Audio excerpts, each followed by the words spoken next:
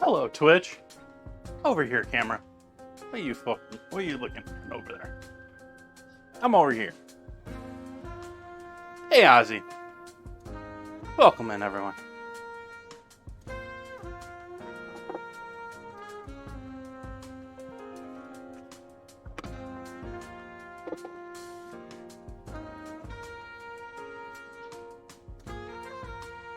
Happy Monday.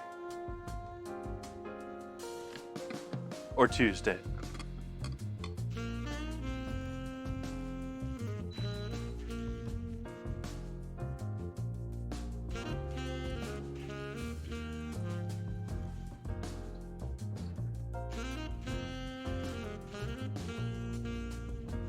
Hey, Bun Buns.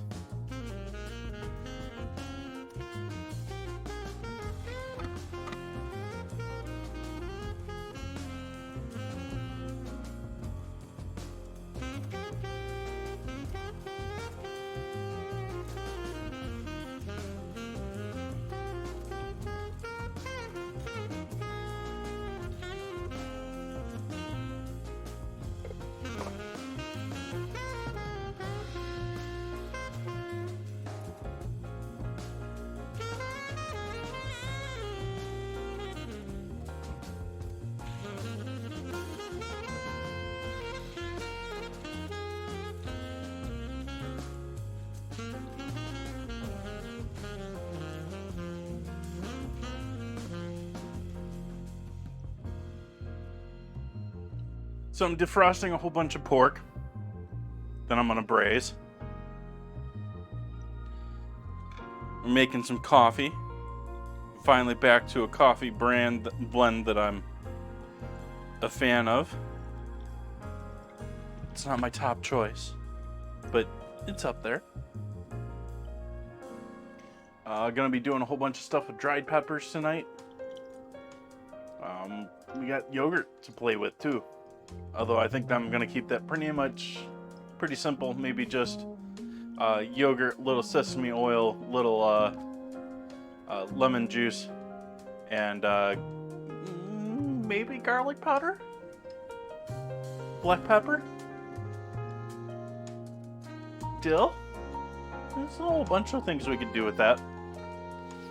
The idea, we're gonna have both a tomato / dried chili sauce and a yogurt sesame lemon sauce that we can dip our pork cigars into.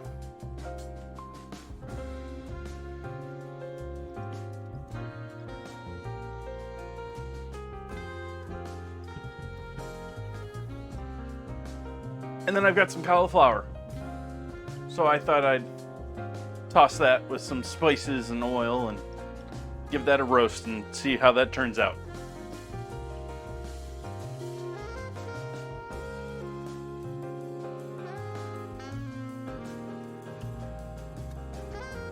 Cauliflower is partially a result of it being on sale. I got a massive head of cauliflower.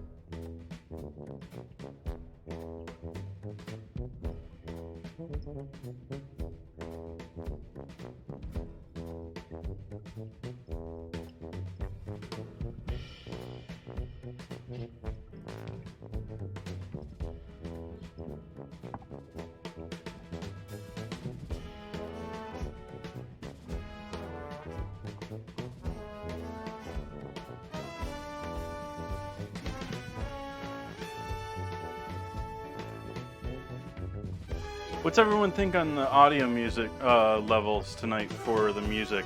Is it louder than usual, quieter than usual? The website refreshed and changed everything on me, so I lost where it was set from before. I might have to go back into the VOD and see how it is after tonight. Hey Kip, welcome in.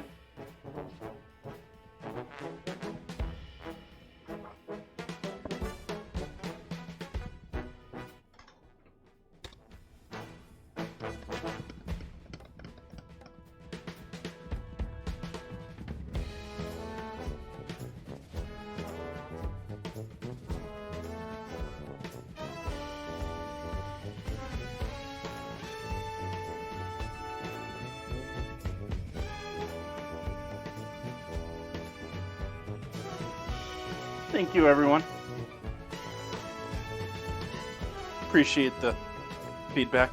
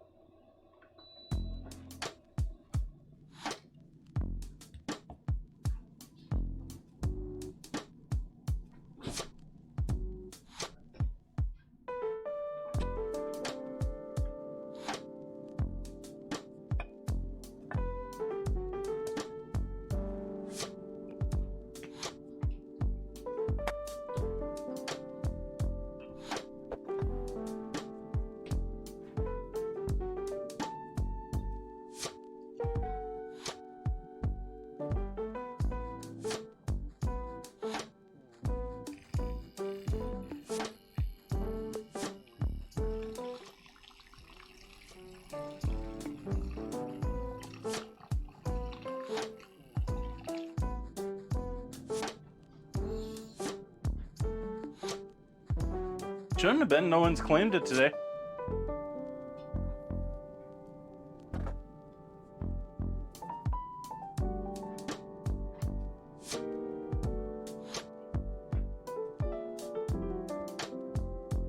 Happy Monday, everyone.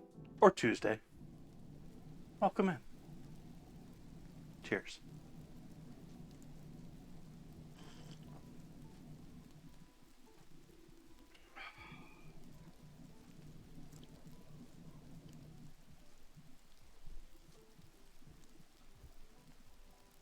And since we have a hydrate, I'll do a little water too.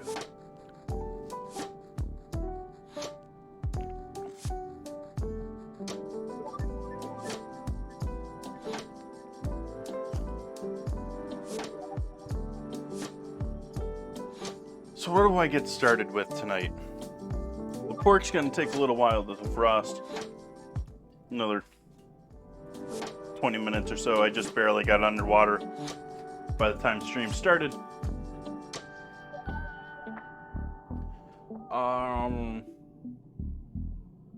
We got the phyllo dough. I'm just gonna leave that in the freezer until I'm ready to use it. I think I'm gonna do a little veggies for release some onion for with the pork. Do another 2 small onions.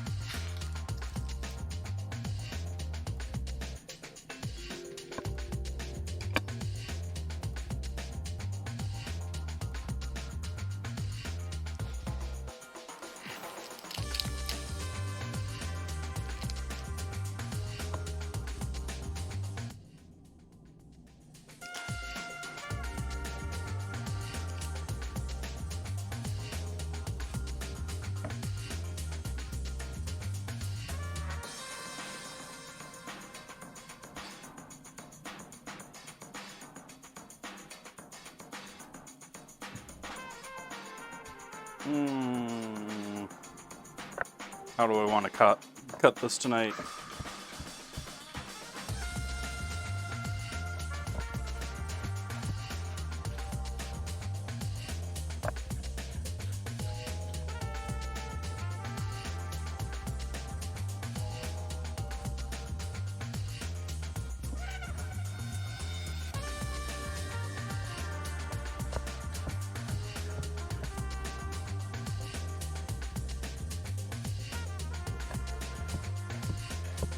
Sounds like an exciting meeting, Catalina.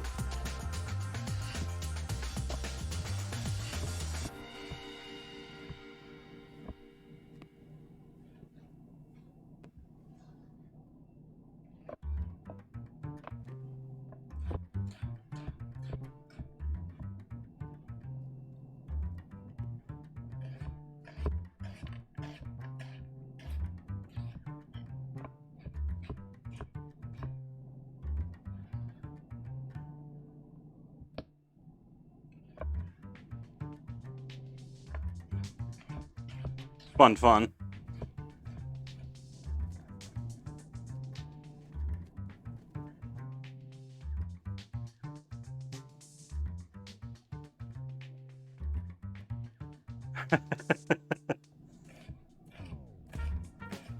I suspect that's going to be even more and more common in this world.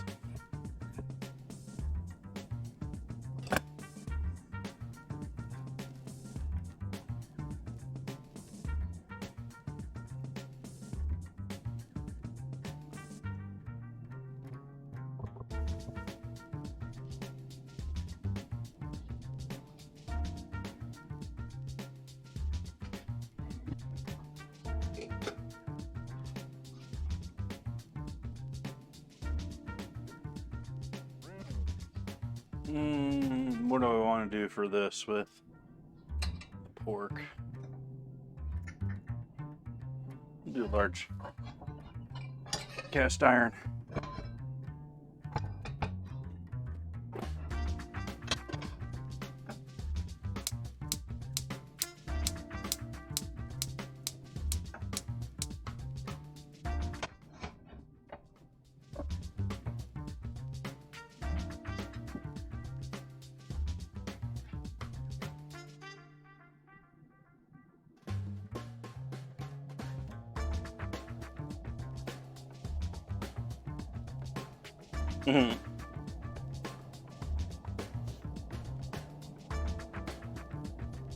How many people have gone to LAN parties and met people that they knew online for years but never had met to, or LAN parties or TwitchCon or these days, or any of the more game focused ones, like there's ones for WoW.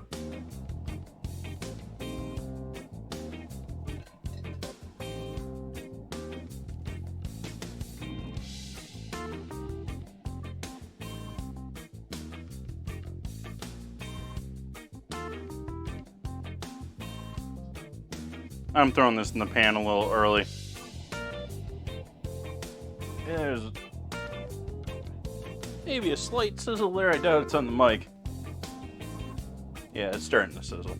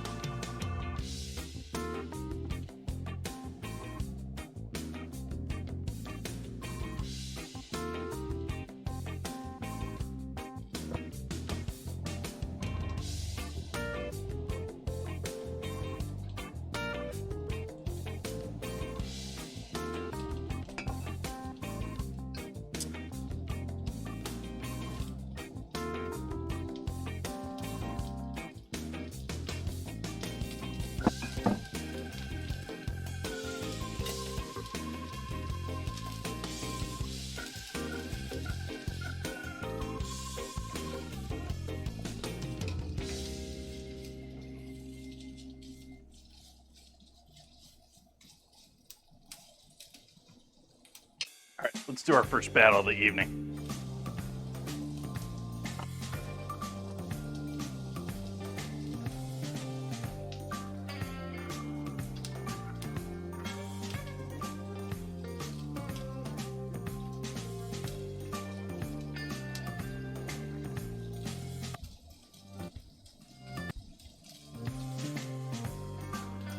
Interesting.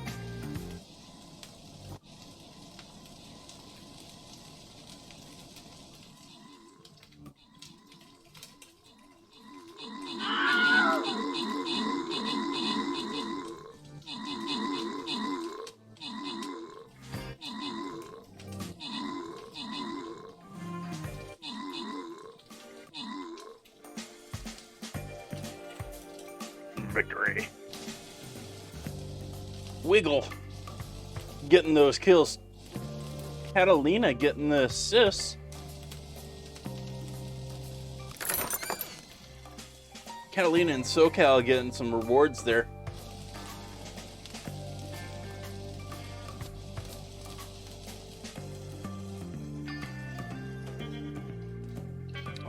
Let's see what else we got here while we're here. We're going back up top. We're going for that green chest.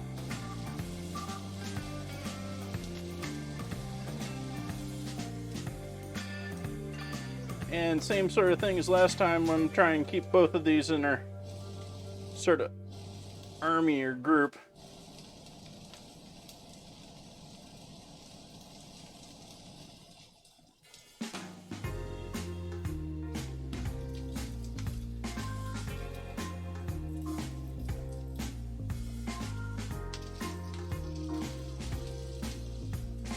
And give these onions a quick stir.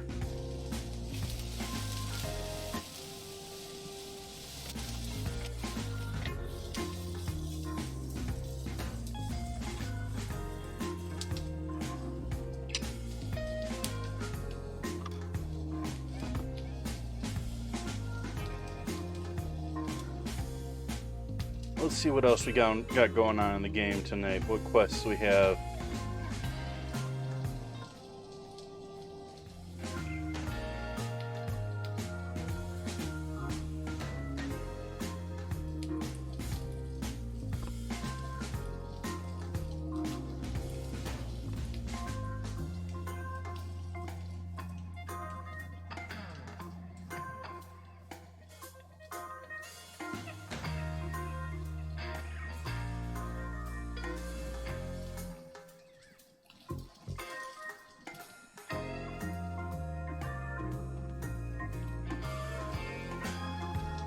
All right, back to cooking.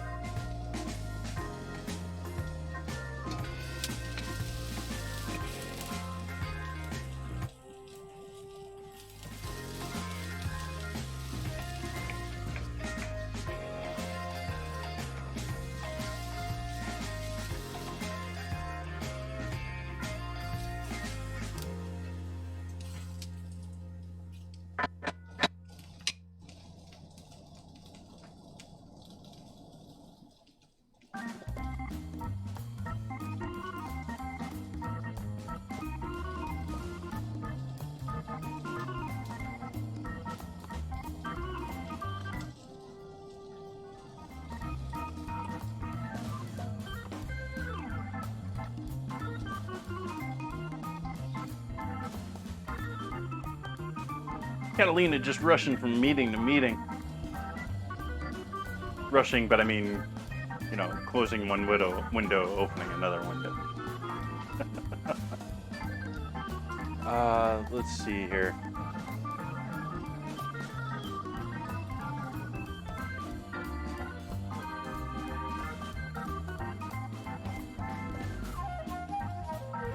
I guess we'll get started with our cauliflower since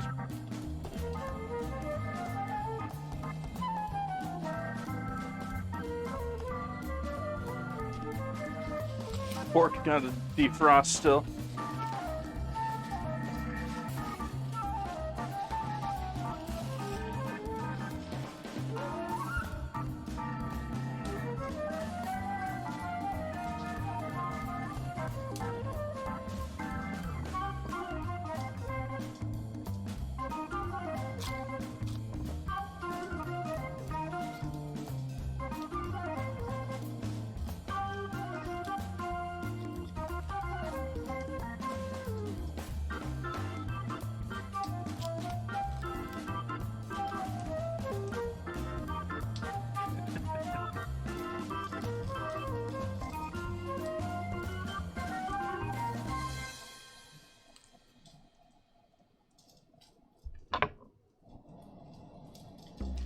There's no questioning it on my stream, but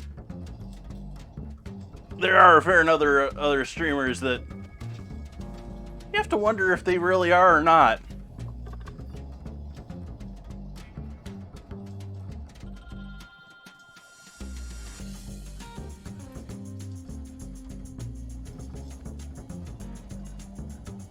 Debating if I want to go with florets.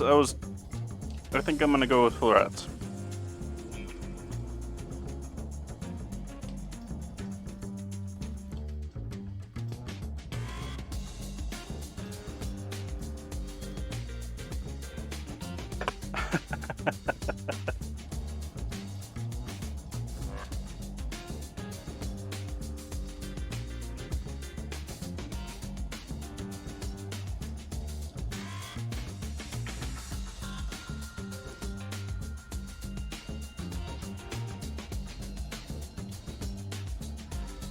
Go turn the heat down on those onions.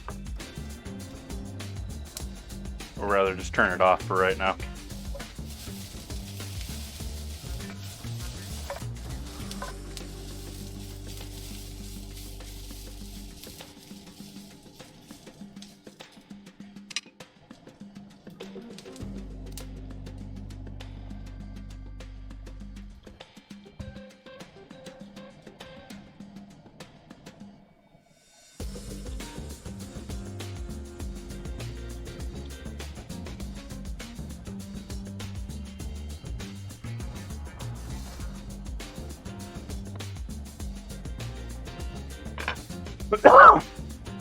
Ozzy, did something make you uncomfortable?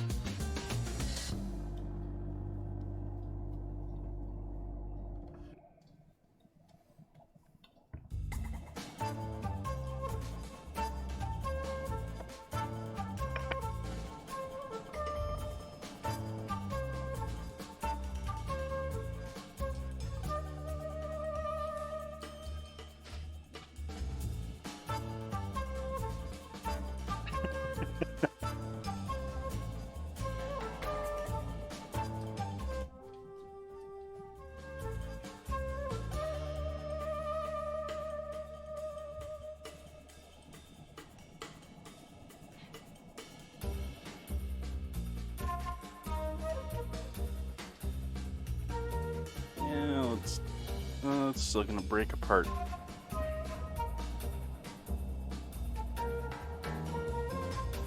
Want to keep them relatively large, but not ginormous. You got to be able to roast all at relatively the same time.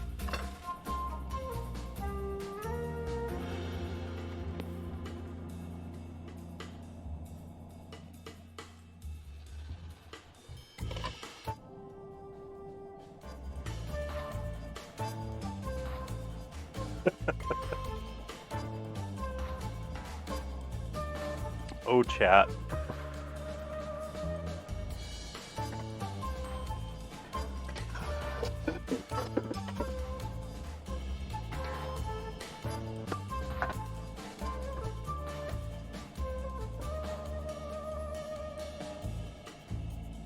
I don't know what that is.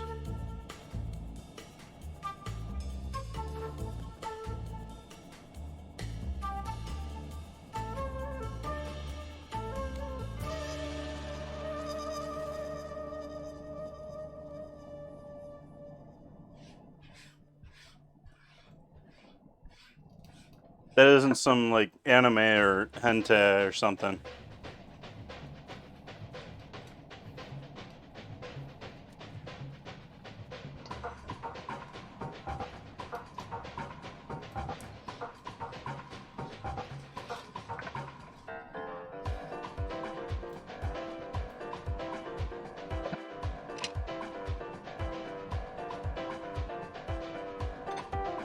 I'm just gonna pull these onions off onto a plate and use the same pan for searing and braising our meat. Once it finally defrosts, hopefully it's close. I haven't checked it in a while.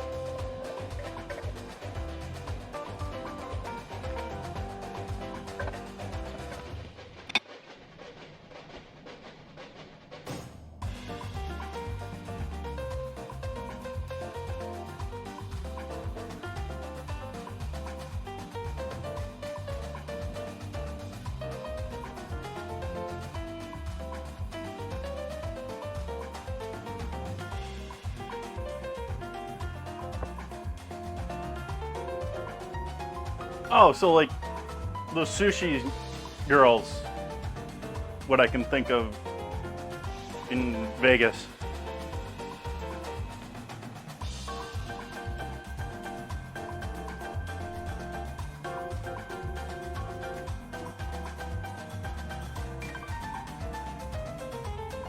So I'm going to start by seasoning with cayenne.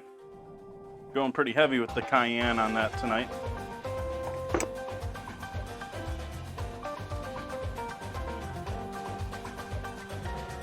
Smoked paprika.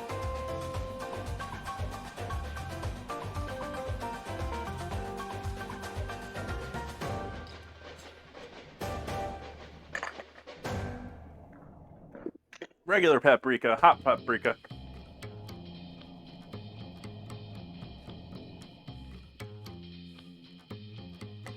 and chili powder.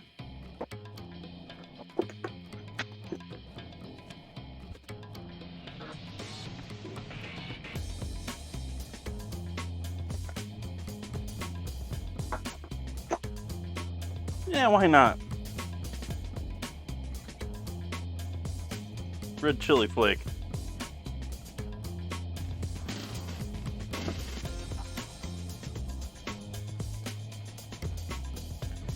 Garlic powder.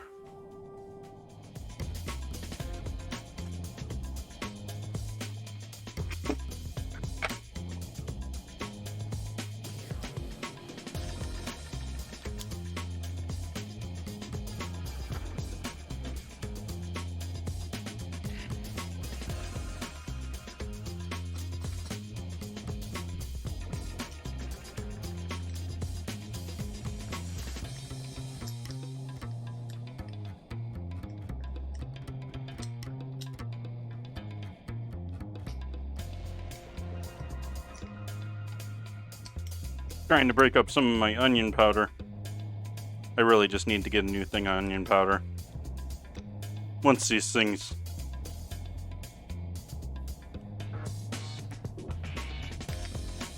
clump up, they're pretty much done for. I mean, you can maybe throw them in with a mix or something like that and blend them up and get them to work for you, but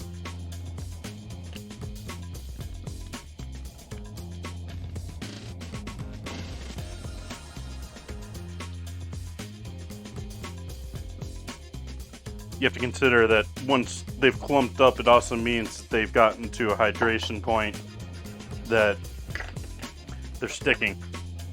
And so that often means some of the flavor is gone too.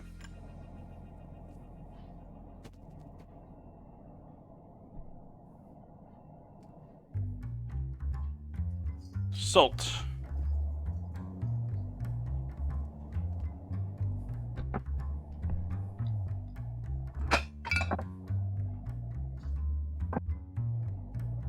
Pepper.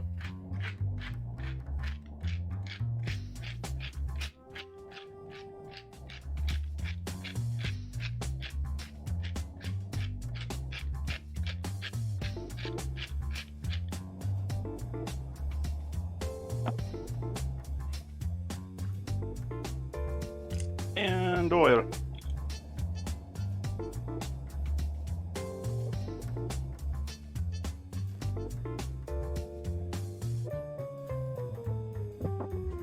Move my coffee out of the line of fire here.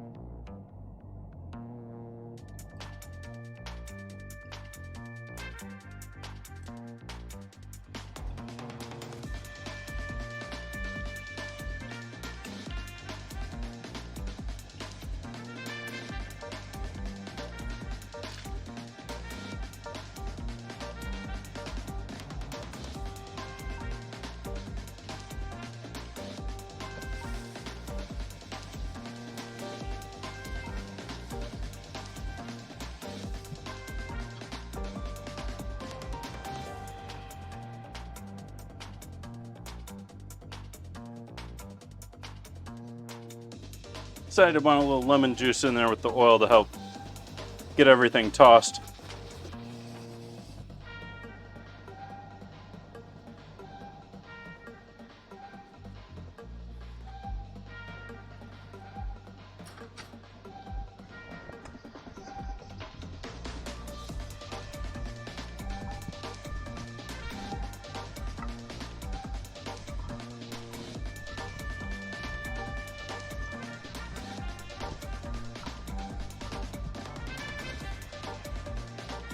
Alright, so that's now ready to be thrown on a pan and roasted.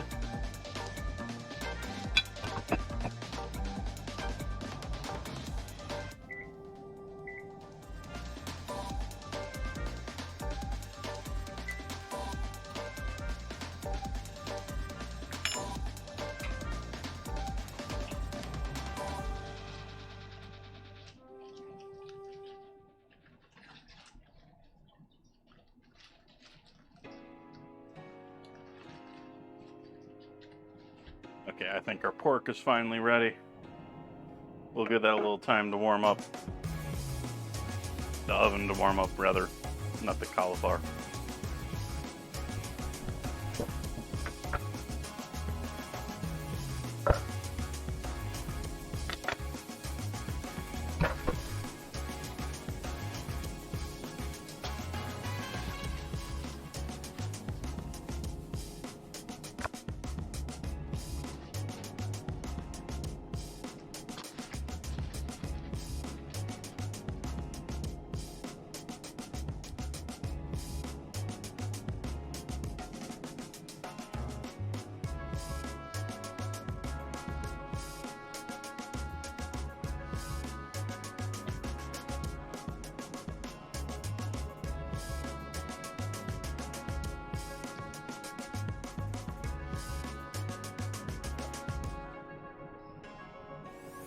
So I'm going to remove the majority of the fat from this. Majority of the fat from this.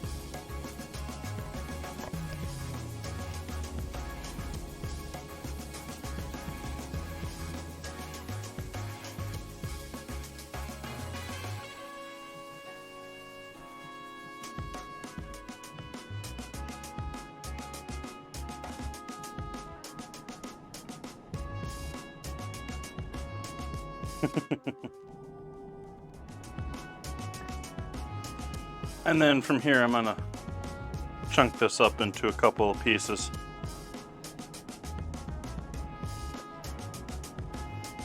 This I would chunk up some more, but we got bones galore. Let's see, can I do this in half here? No, I can't even do this in half.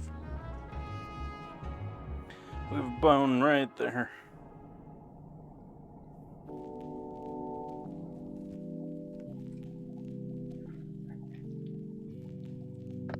Woohoo! Made it through.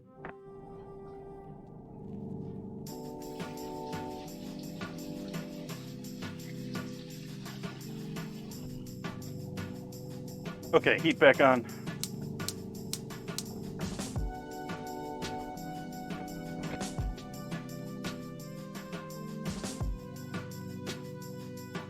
I'm gonna salt all of this.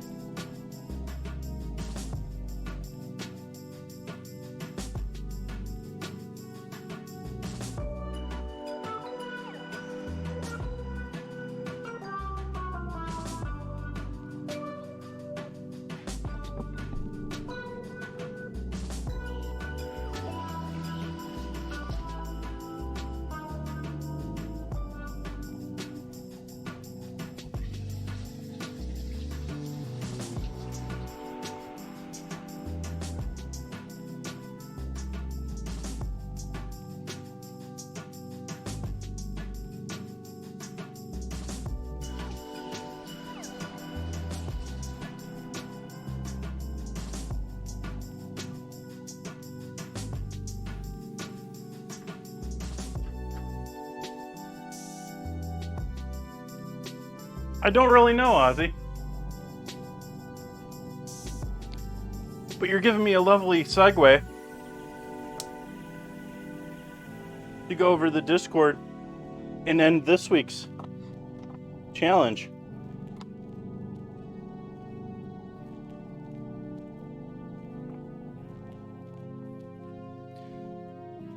With Coach Cheese winning.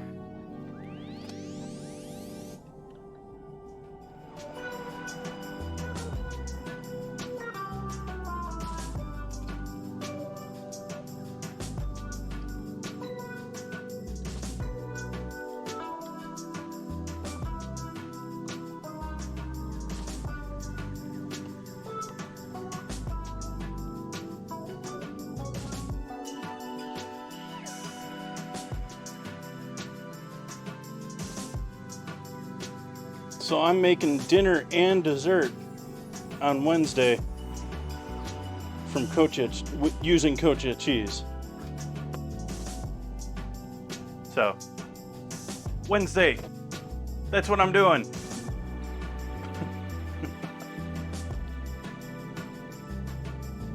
Let's see how we're looking at our battle right now. We got another 8 minutes on that right now.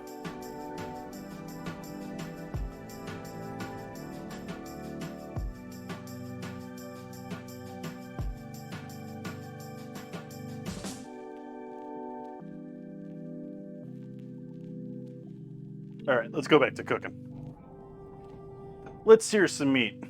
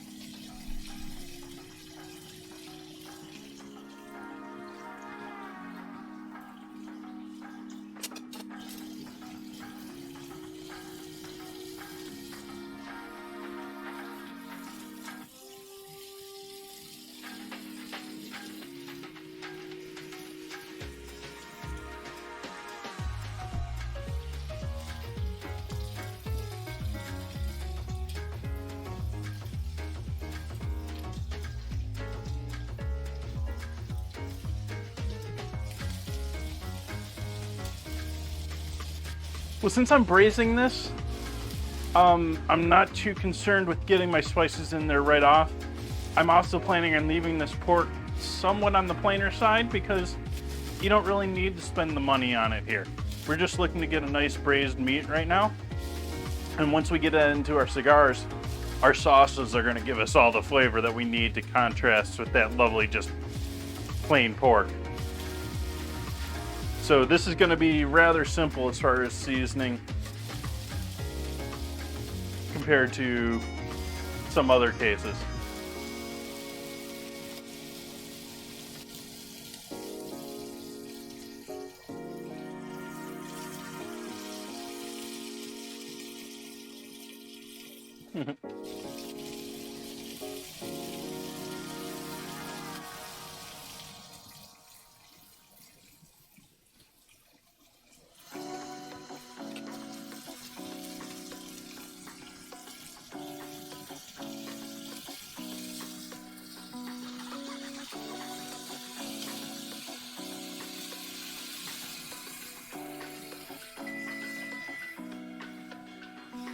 It's my oven coming to 400.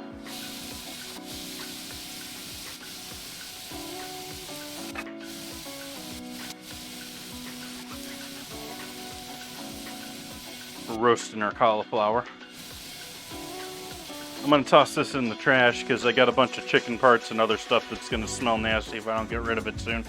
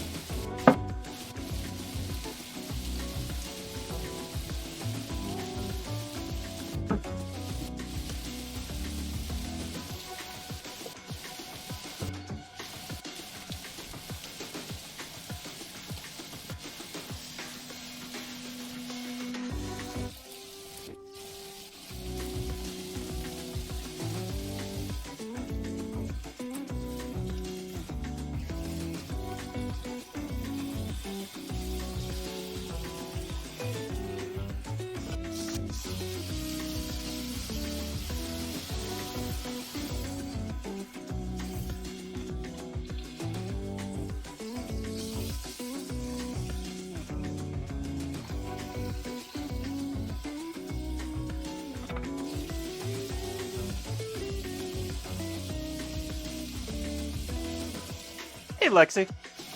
Welcome.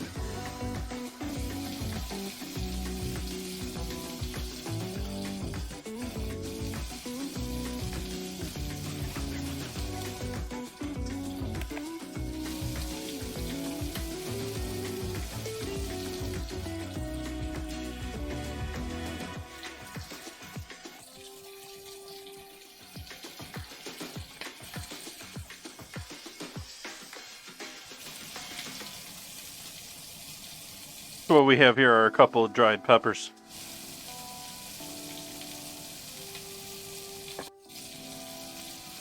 Try and work a few of the seeds out of these.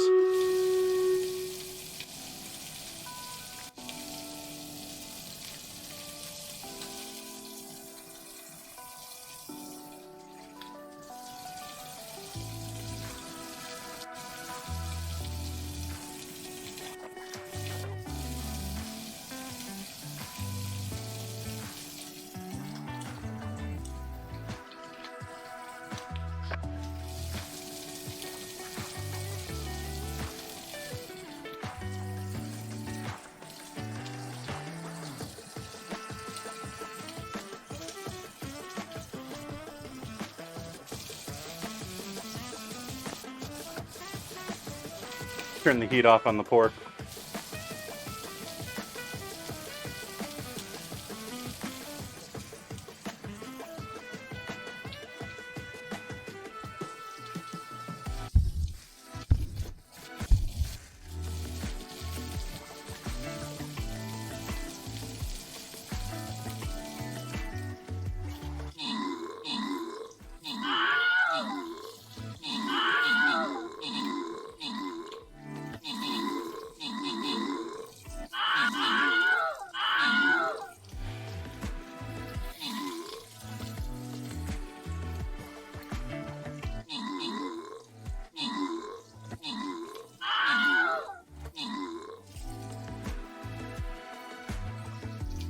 Victory.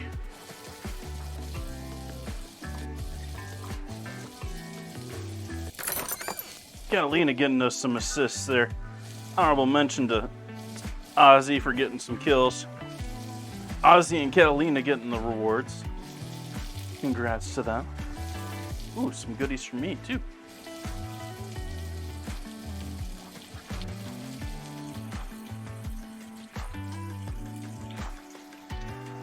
Onto that green chest.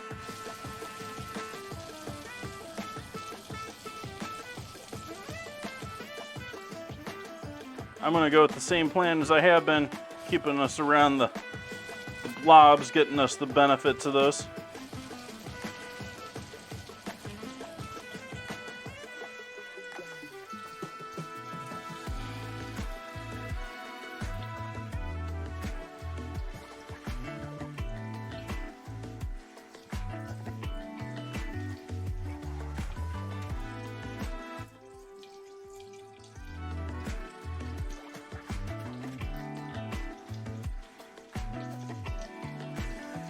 All right, back to cooking.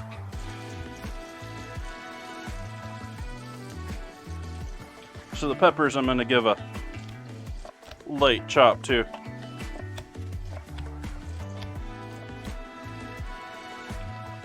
Just so that they're not giant whole peppers.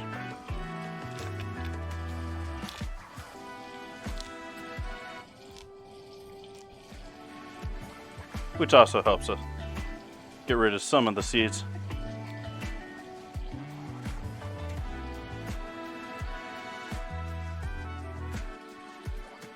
There's always going to be a few that get through. Just trying to get most of them out.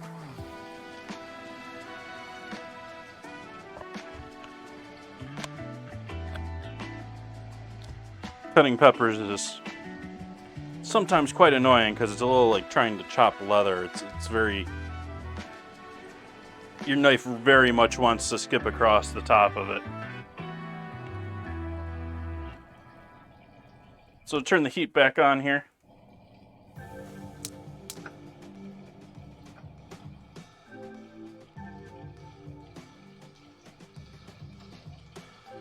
Put these fat sides down that I haven't given any time to yet.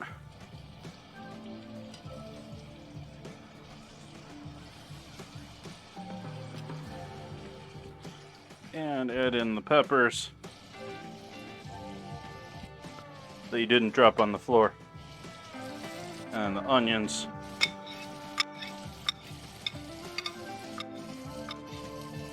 If you got any leftover wine, now is the time to use that.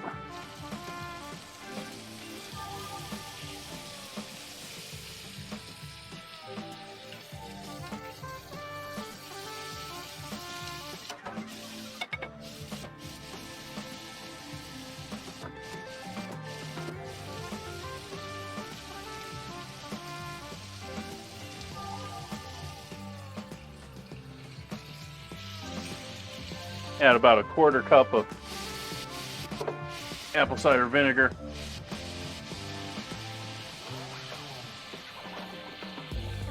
Add a little regular vinegar. White vinegar. Maybe another quarter cup there.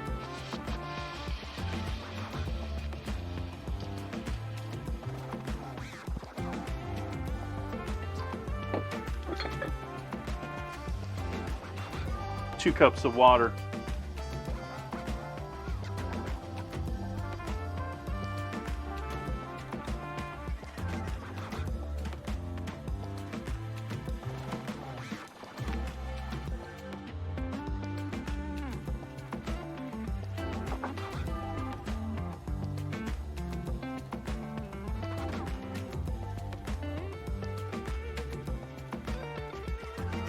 I'm debating if I want to add any soy in there or not. I'm going to add a little soy sauce too.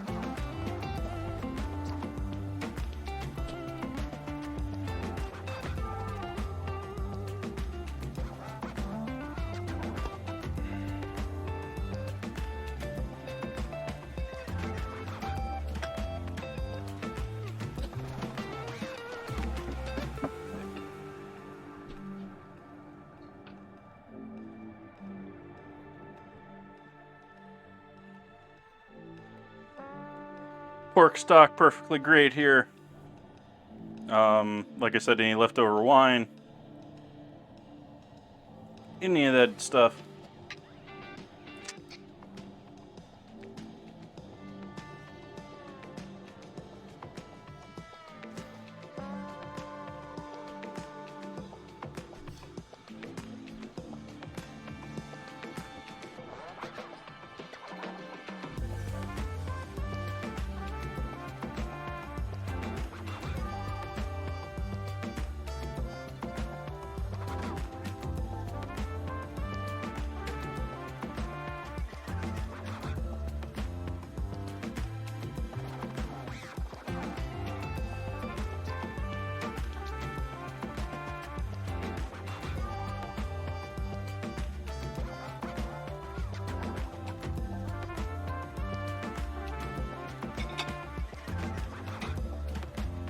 Trying to think of other things I might throw in there. I was sort of tempted to add a little Marmite too.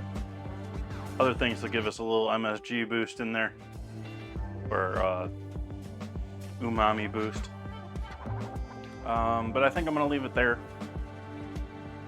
And instead we're going to turn to making some sauces. Oh, we got our oven ready. Let's get our cauliflower in the oven. Hey, I happen to have a pan just sitting right here in the oven that I keep forgetting is in here. We'll just use this. Close the door. Damn it.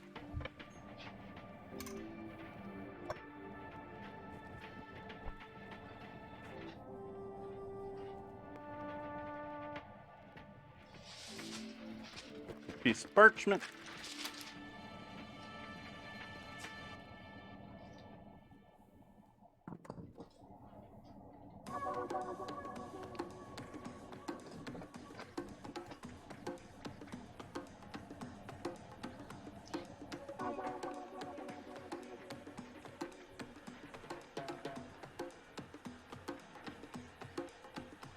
Normally I'd scrape all that up, but that's just looking like it coated pretty well.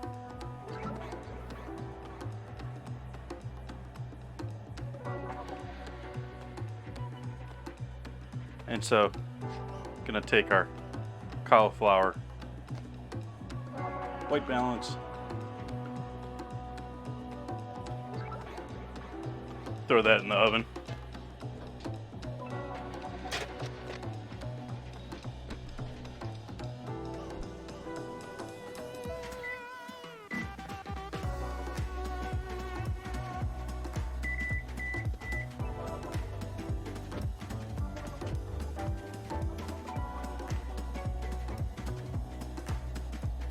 For the yogurt, that's certainly a possibility.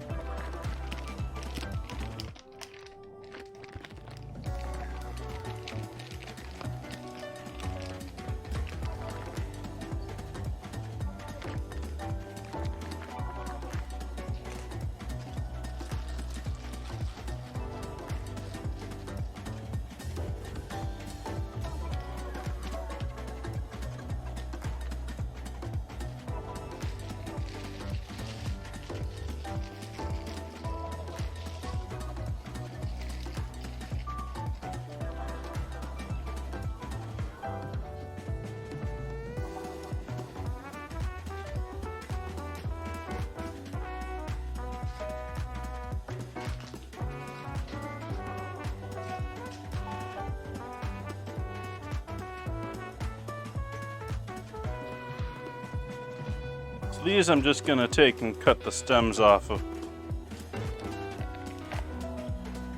Not even so much worry about the seeds.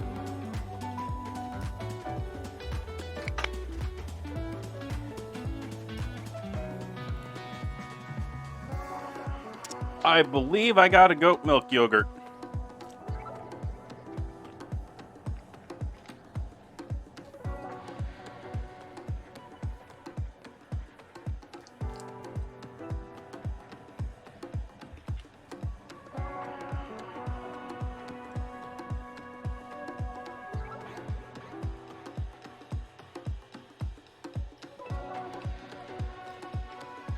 But otherwise plain, yes.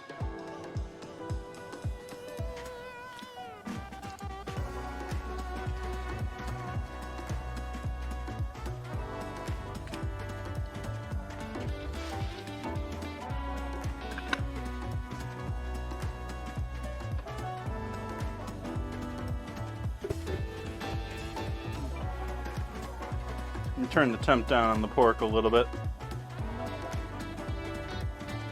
Loving the look of that sauce, though. That is looking quite lovely. Just needs to cool its britches. Doesn't need to be bubbling so quick.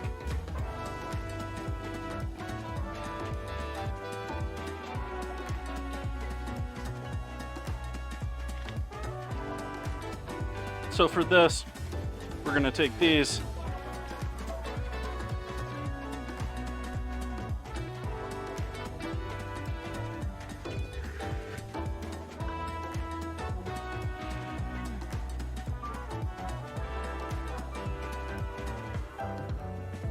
And some fresh tomato.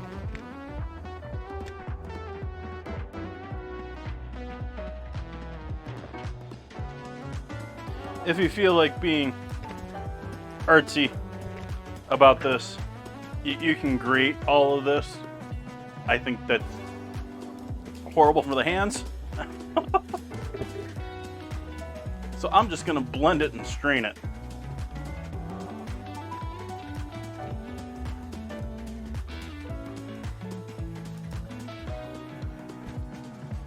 I mean, if you want to break out your mortar and pestle,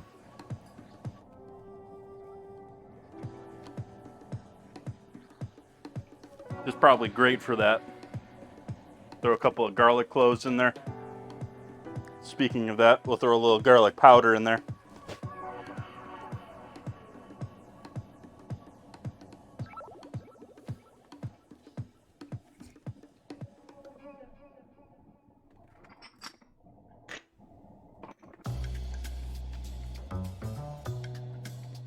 A little hit of cumin too.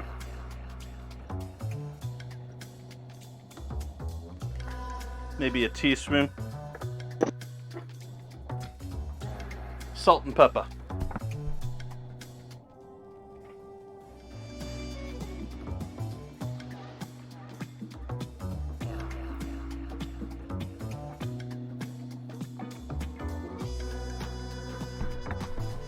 Yogurt, cucumber, and dill. For the most part.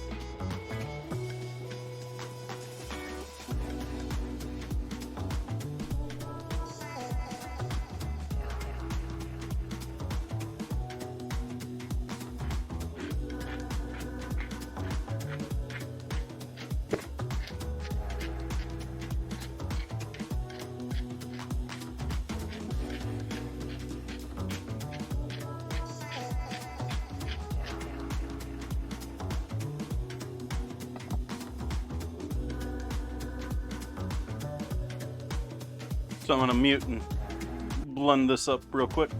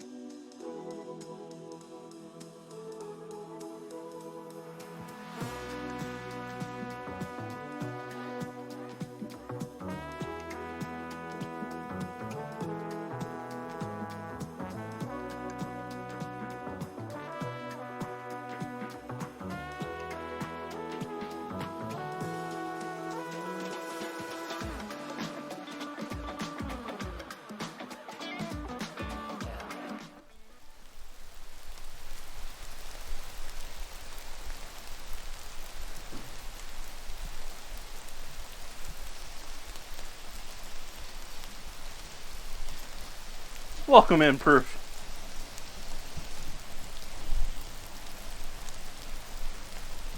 Cheers, folks.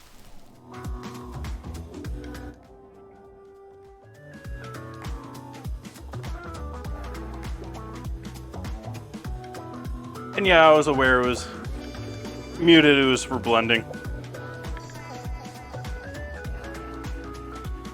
Creating this lovely sauce. Just easily seeing the lid there. Hey, Hud, how you been? Hopefully you're having a lovely evening.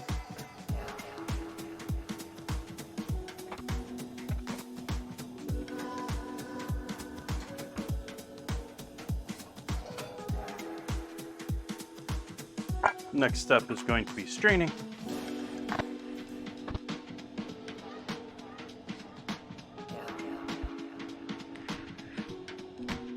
Thank you, Proof. I actually butchered that pork here on stream about a month ago right now. I've got a fair amount of it still in my freezer.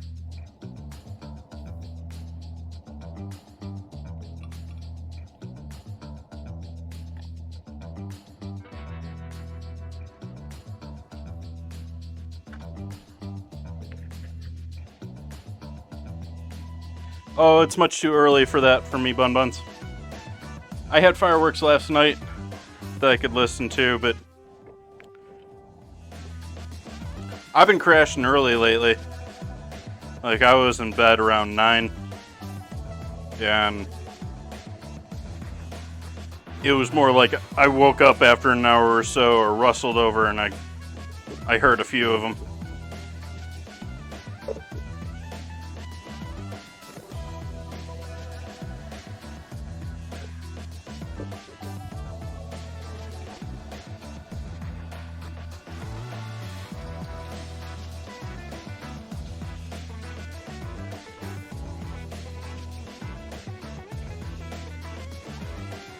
I mean, it's only a little after 5:30 here.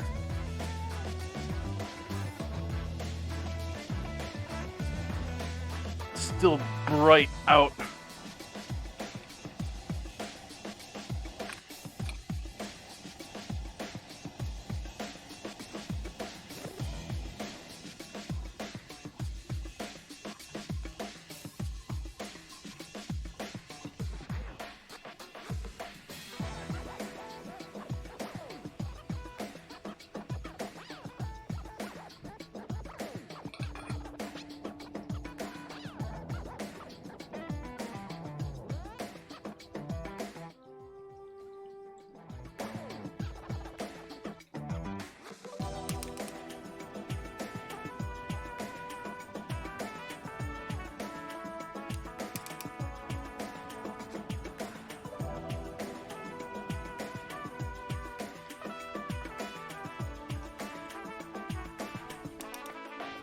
And we're going to have a lot of the skins and seeds left over from those peppers since they were dried.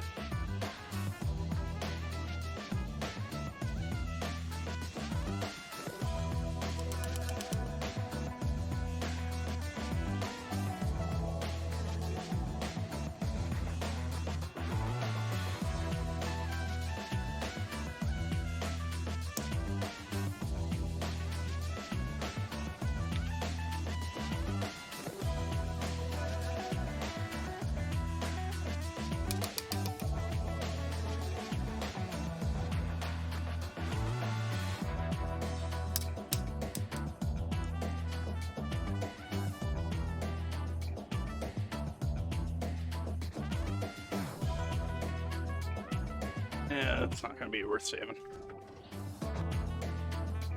So it looks sort of broken, looks sort of cool actually this way. I'm going to leave it like this for final presentation.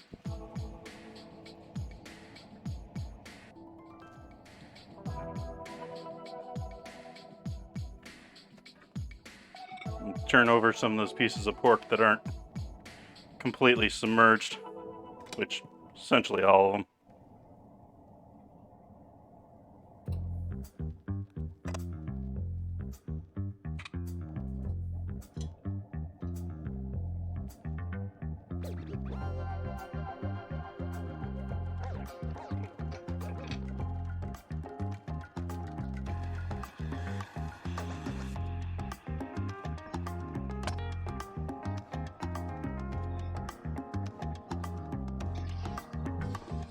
Let's do a little cleanup time here.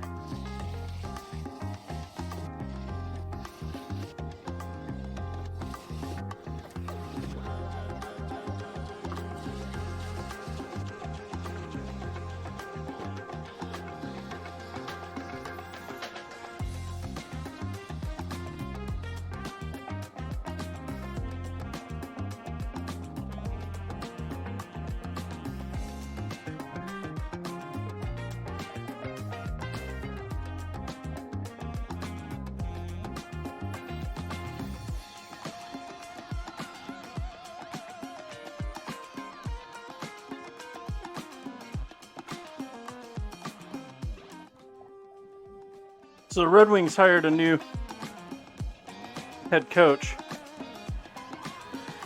I haven't been following the Red Wings very much lately, but I caught a couple of the interviews of him coming in. Seems sort of impressive, dude. I haven't really seen what he did with Tampa, but I'm excited to see the club potentially on the way up.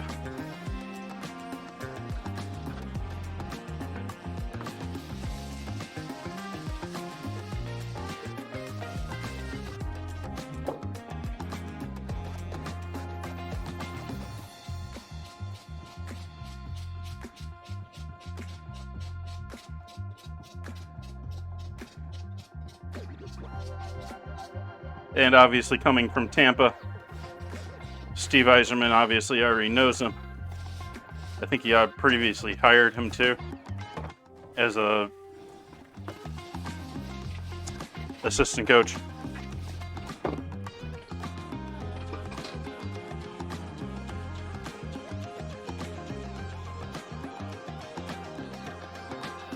I can agree with Bun Buns. I don't think it would be very comfy to wear.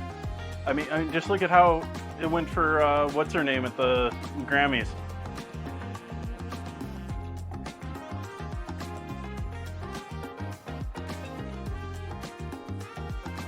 I'm a fan of skirt steak.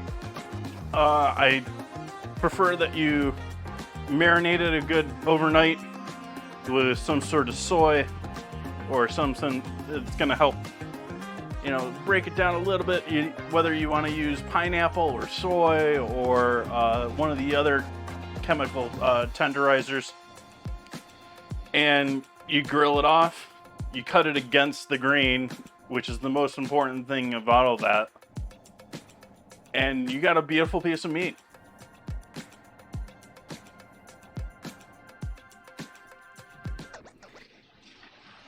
And probably some of the more flavorful beef that's out there. I mean,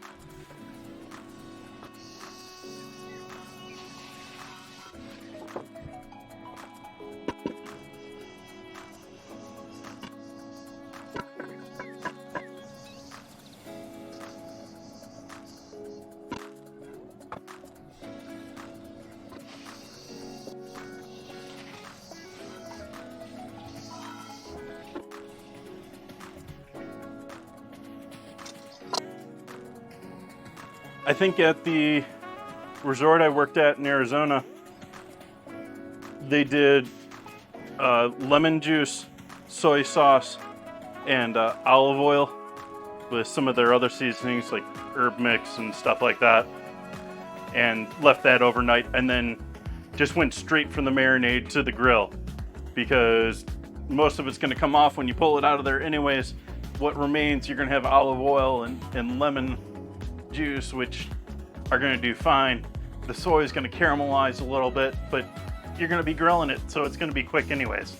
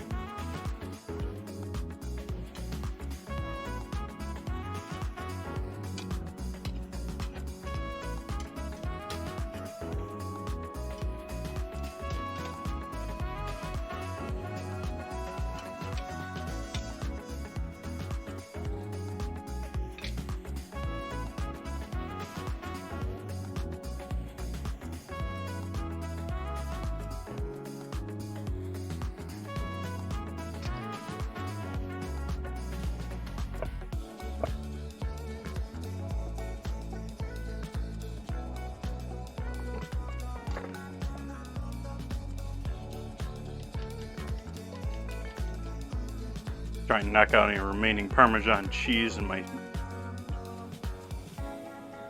microplane here. We'll do a little zesting.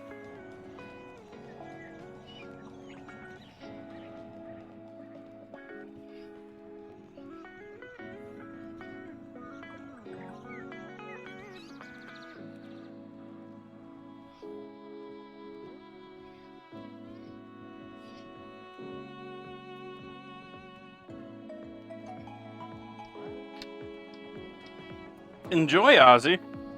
Wow, you have fireworks rather early, or maybe you got to get there early because crowds? That's probably more likely.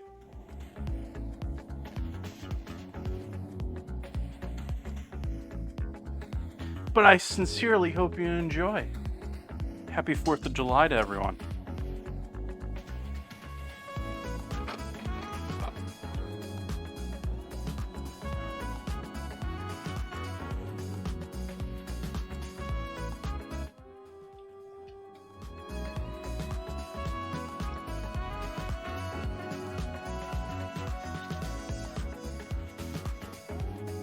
Yeah, growing up, there was a big city with giant fireworks near me, and we never really went to that show because it was so busy and so hard to get to. We would always go to one of the smaller city fireworks shows that.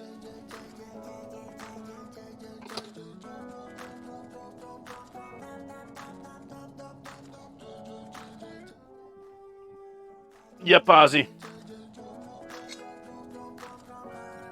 Go enjoy, my man.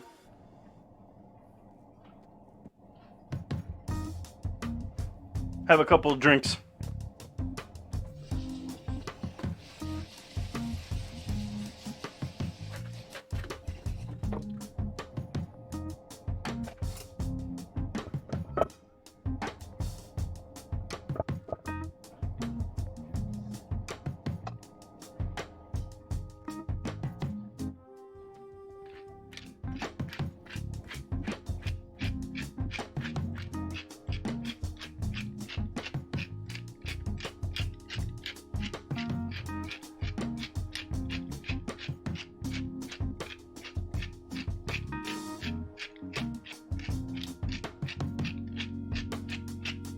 Lots of pepper.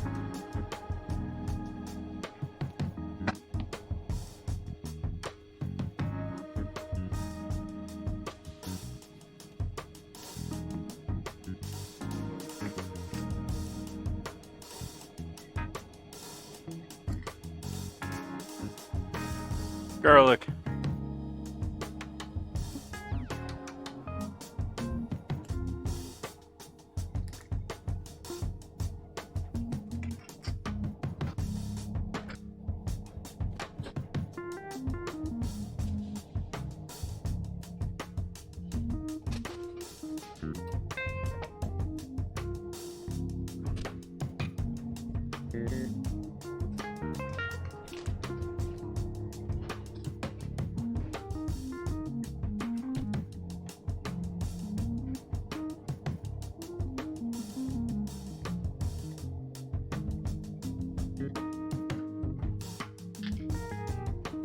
Some Sonoma County made goat yogurt.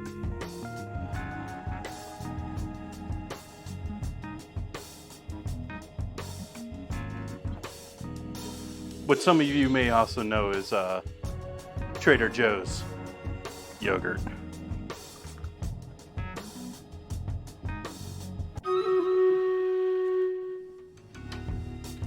War. We shall go to war.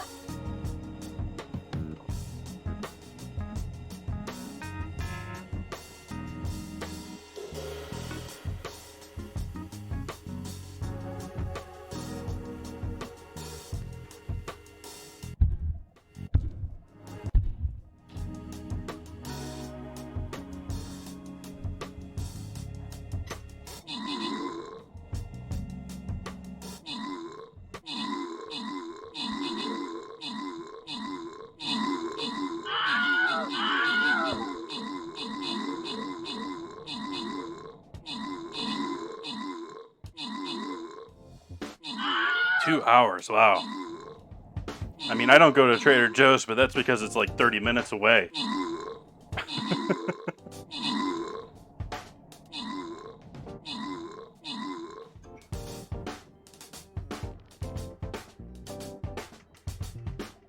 In either direction.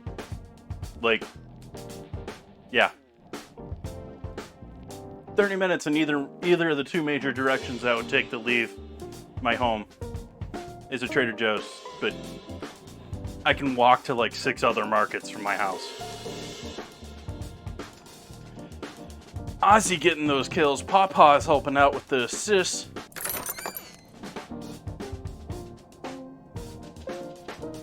I get event tokens. Hudaz getting some scrolls there.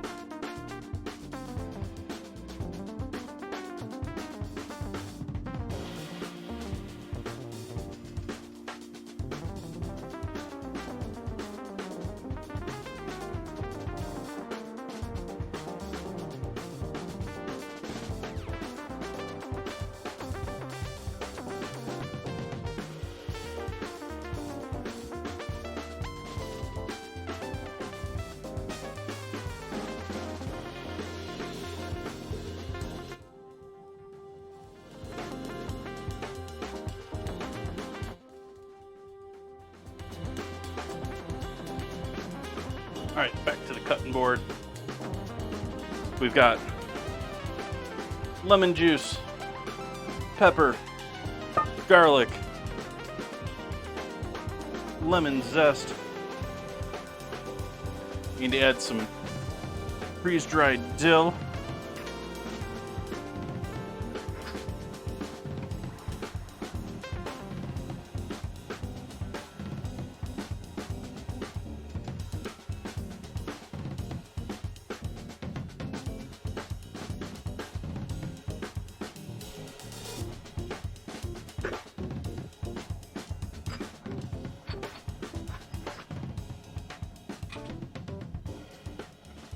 And lastly, we're going to mix in some yogurt here.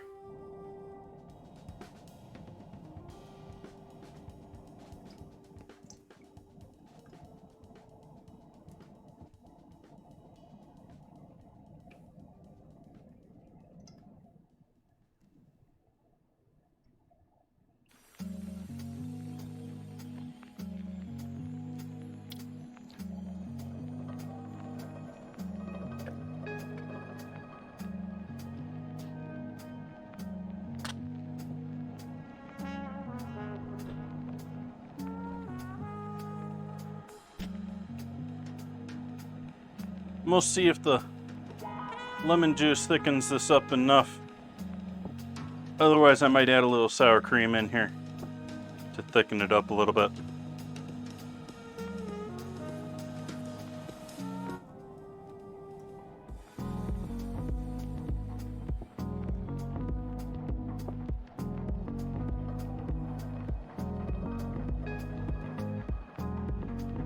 It must have been a rather young batch of yogurt because that wasn't very solidified yet, and that's part of what the culturing does. The older the yogurt it is, the more likely it is to be a solid yogurt.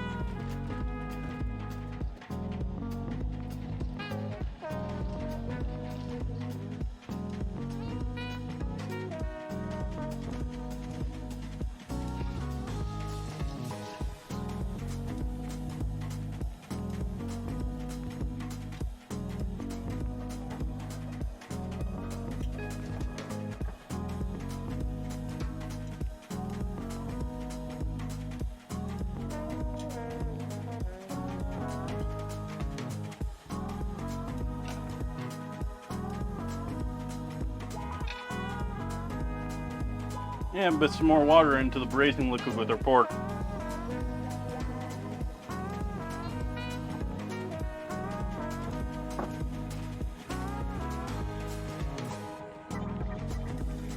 As you can see, it's gotten relatively low in the pan there.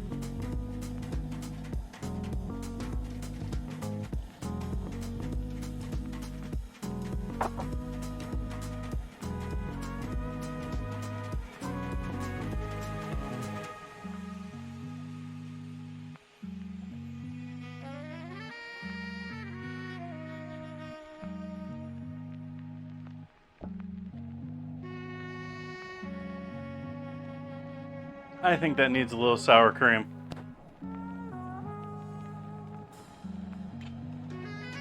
I just happen to have leftover sour cream that I haven't used yet.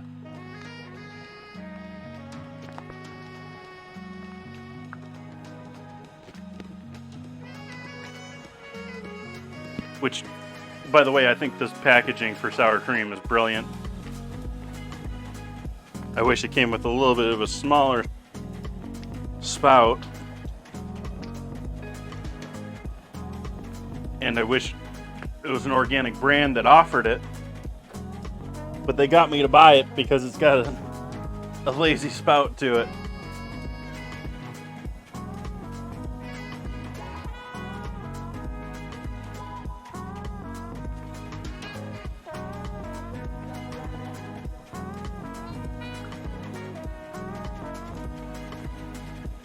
Yeah, let's switch to a whisk.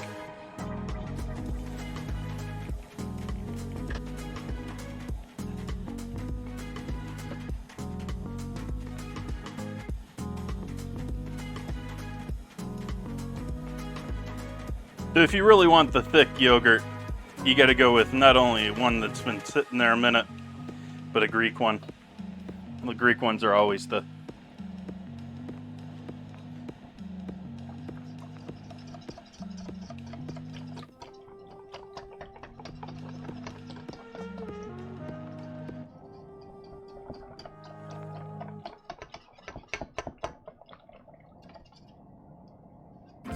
It's still a bit thin, but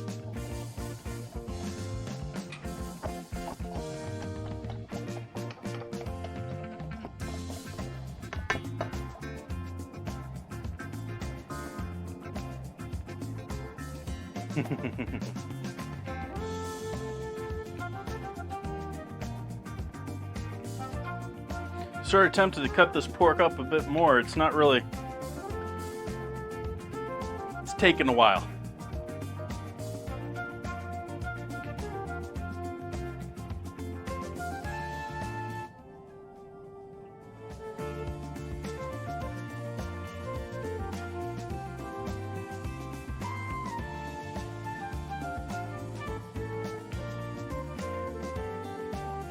I don't know. I turned the 18 plus requirement on the stream off. I don't know if that scramble is appropriate. Maybe I should get rid of that word.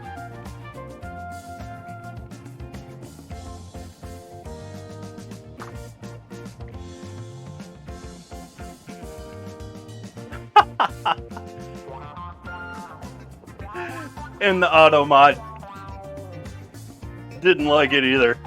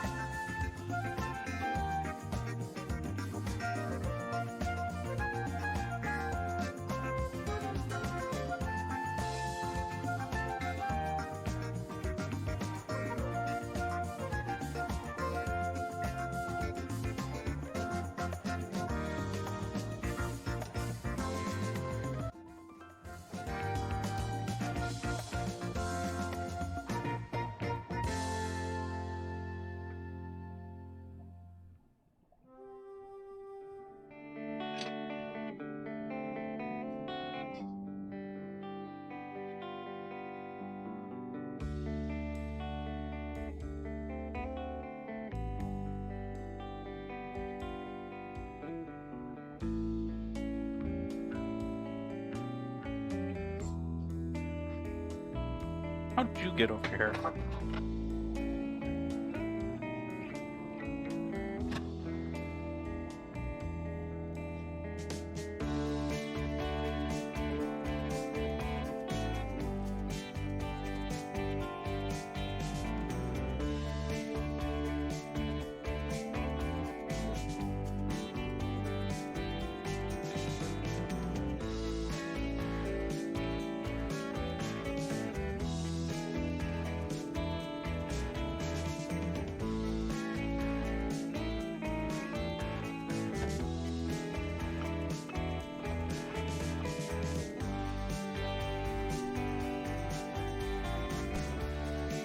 Cauliflower's looking tasty.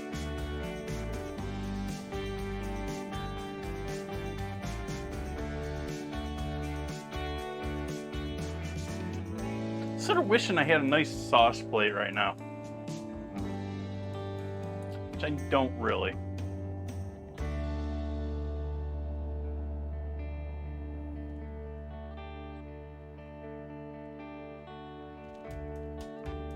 It's not even gonna work well with that, I don't think.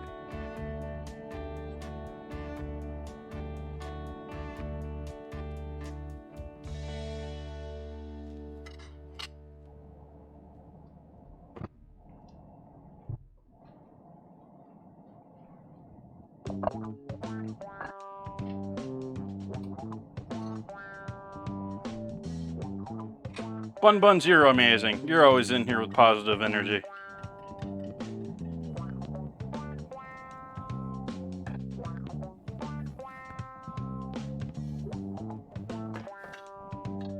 Yeah, that's gonna be too thin for this. Like, I'm not gonna be able to put that on a... Yeah.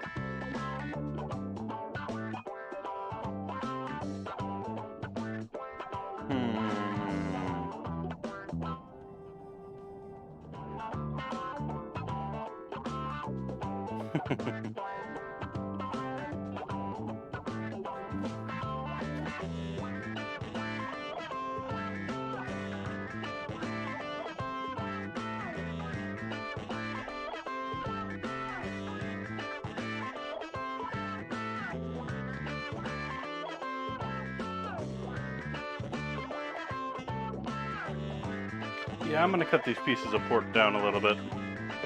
Hopefully they'll break down a bit quicker.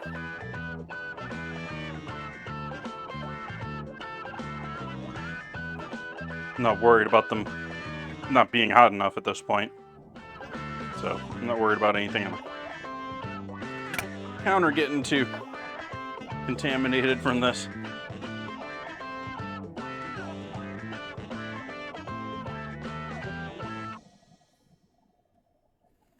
But I am worried about being able to make dinner at some point tonight.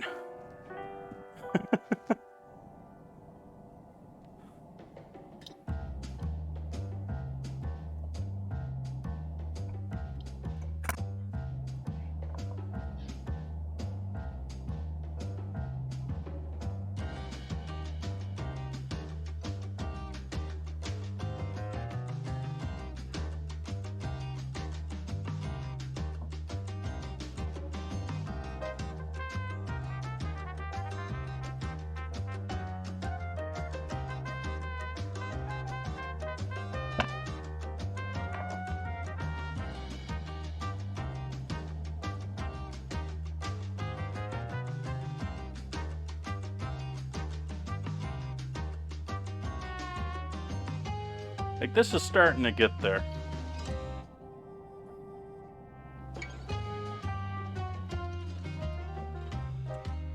The rest of that's going to need a little more convincing.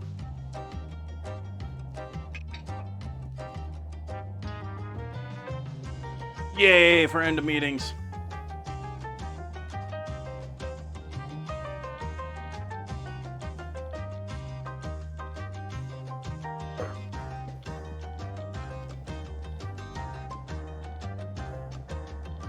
Very rarely, Bun Buns.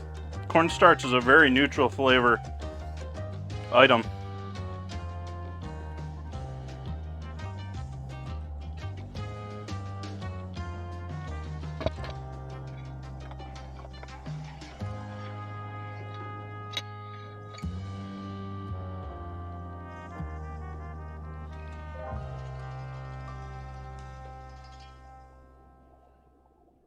Roux, you'll get raw flour flavor to things, but that goes away if you cook it for about 20 minutes. But that's the sort of detriment of roux versus cornstarch or potato starch or any of the other starch thickeners.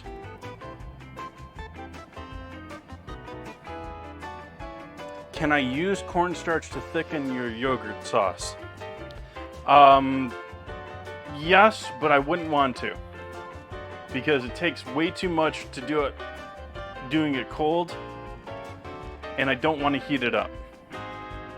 Heating it up would make it really easy, but it's going to turn my yogurt sauce into, I don't know, cottage cheese.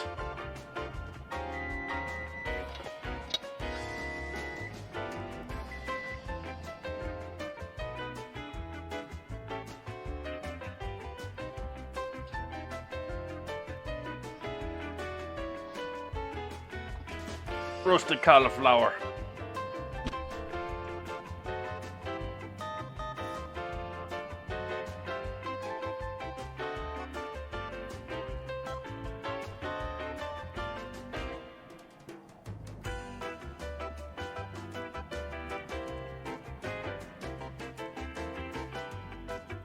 I'll give that a moment before I start picking at it.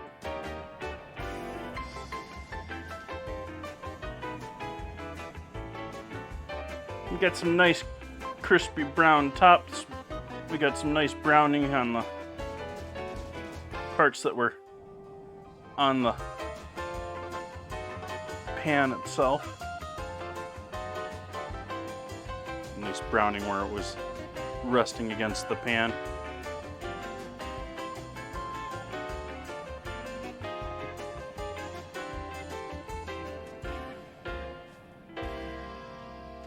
So I have a feeling this is going to be quite delicious.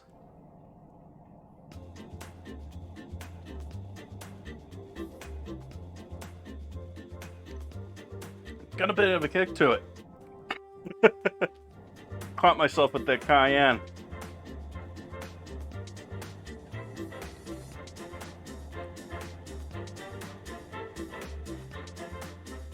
That is mighty tasty though.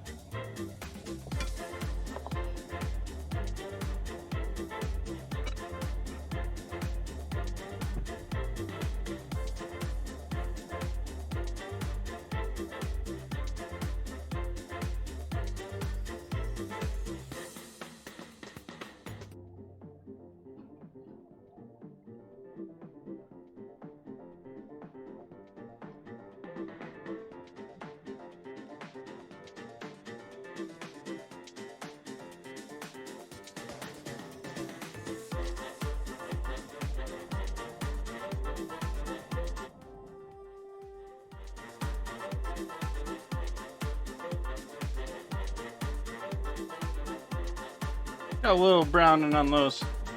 It looks darker on camera than it is. I'm not worried about that giving a burnt flavor at all.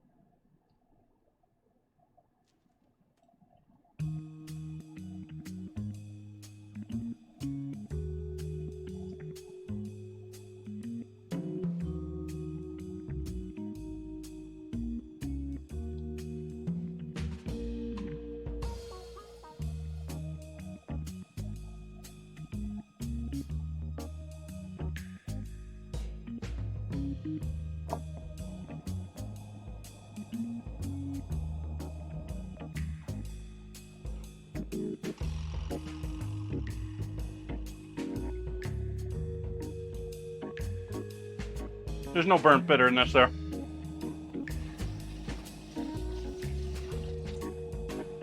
There is, it's getting overpowered by the peppers, which is not usually possible.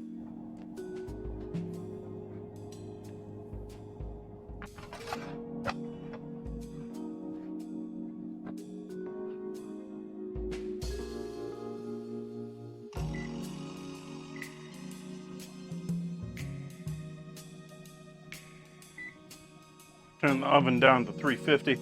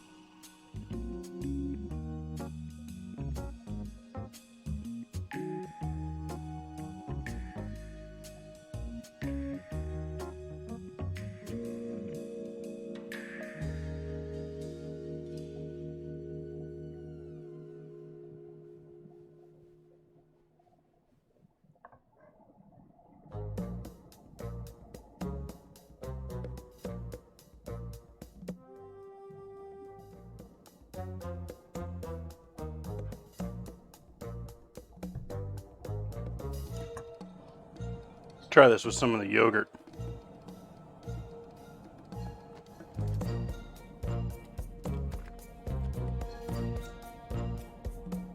Yeah, yogurt sauce is just a bit too loose.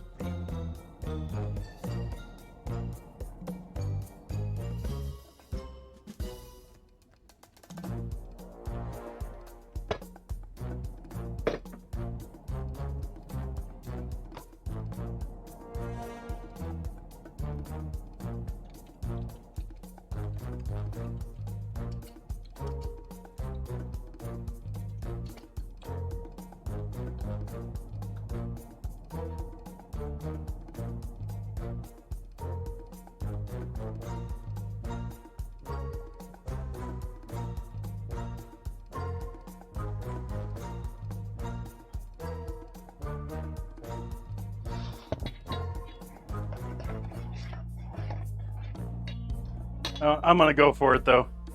I'm gonna take Bun Bun's advice, even though it's more me just wanting this to be thicker. We're gonna add some cornstarch.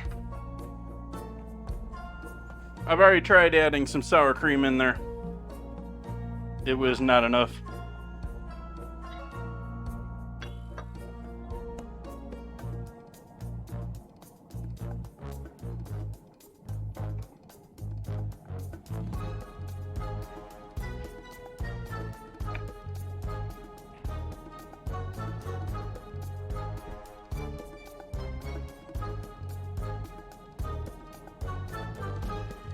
Smetana? I'm not familiar.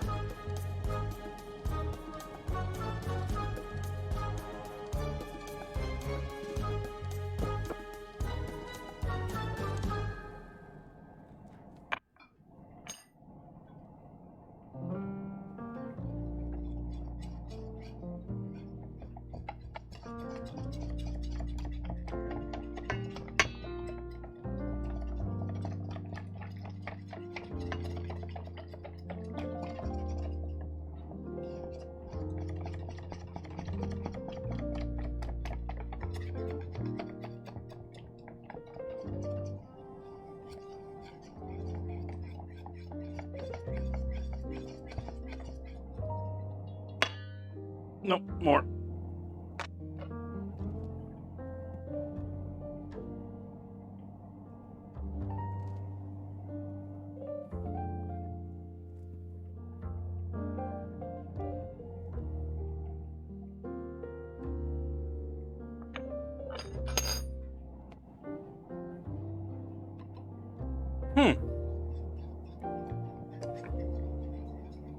42%. That's some heavy-duty stuff.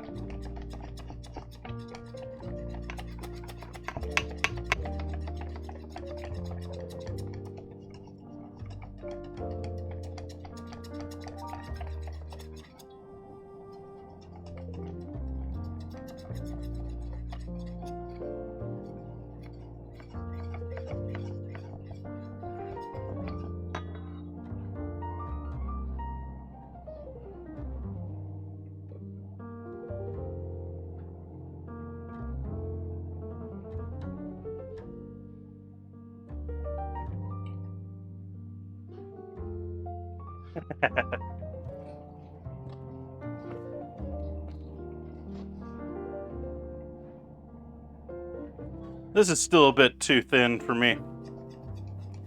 We'll see how it works if we give cornstarch a little time to absorb.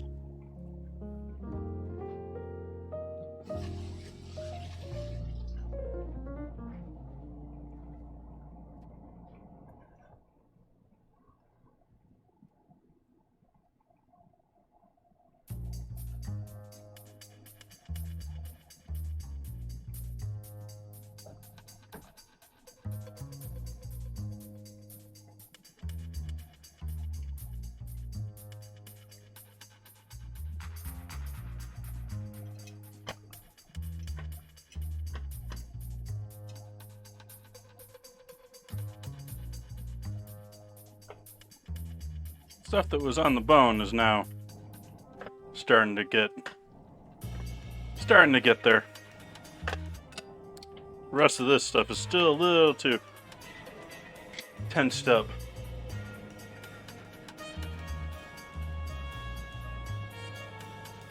I think I'm gonna add another cup of water in there too.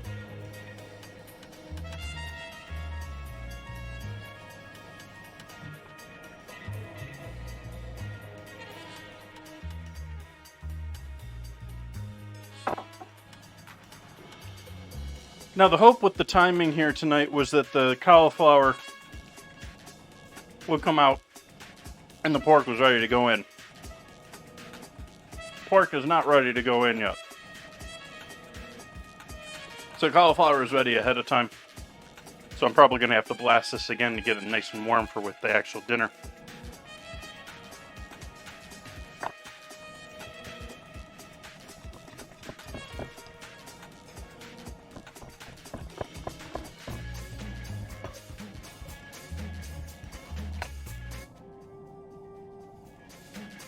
It is nice and addicting now. Which, I'm not Mr. Cauliflower. I'm enjoying this.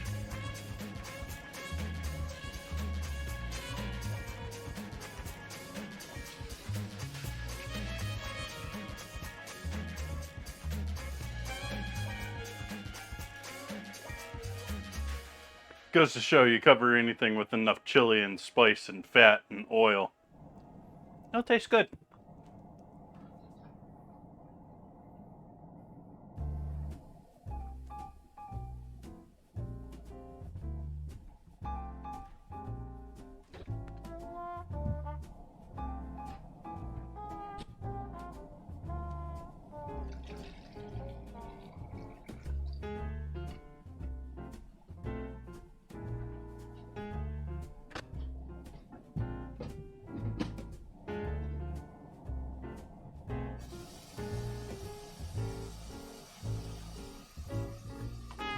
A great night, Hud.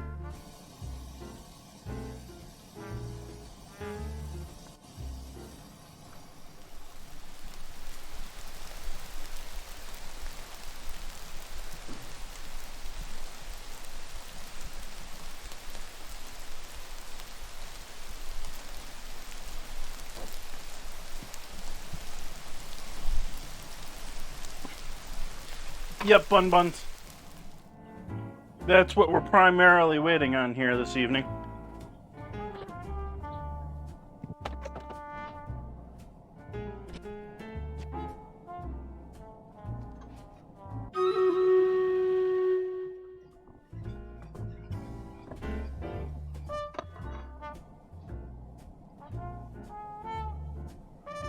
Oh.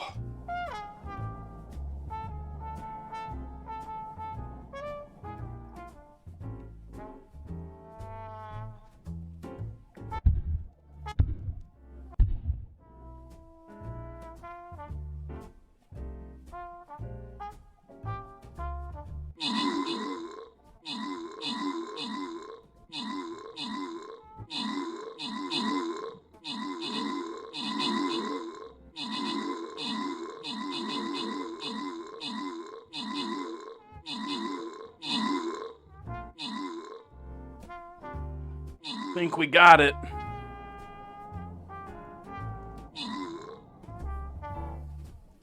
Victory. Bun Buns, you murderous bunny, you. Or squirrel, is it?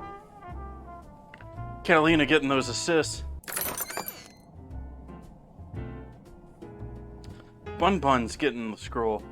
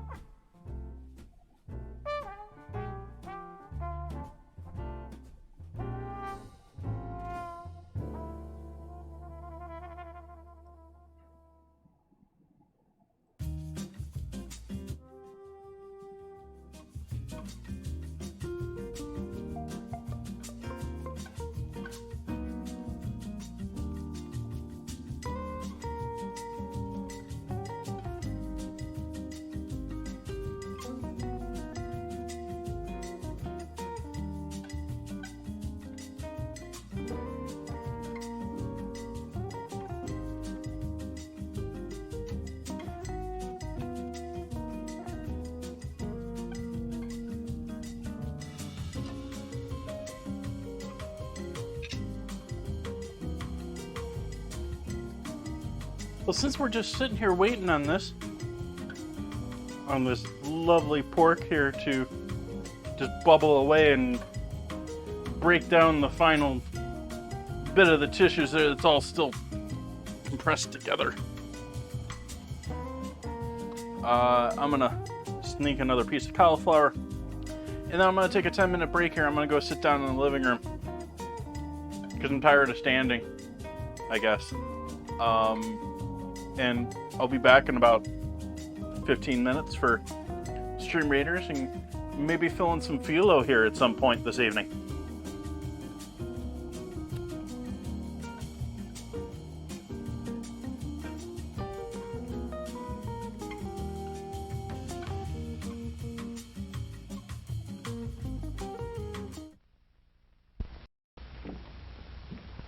What?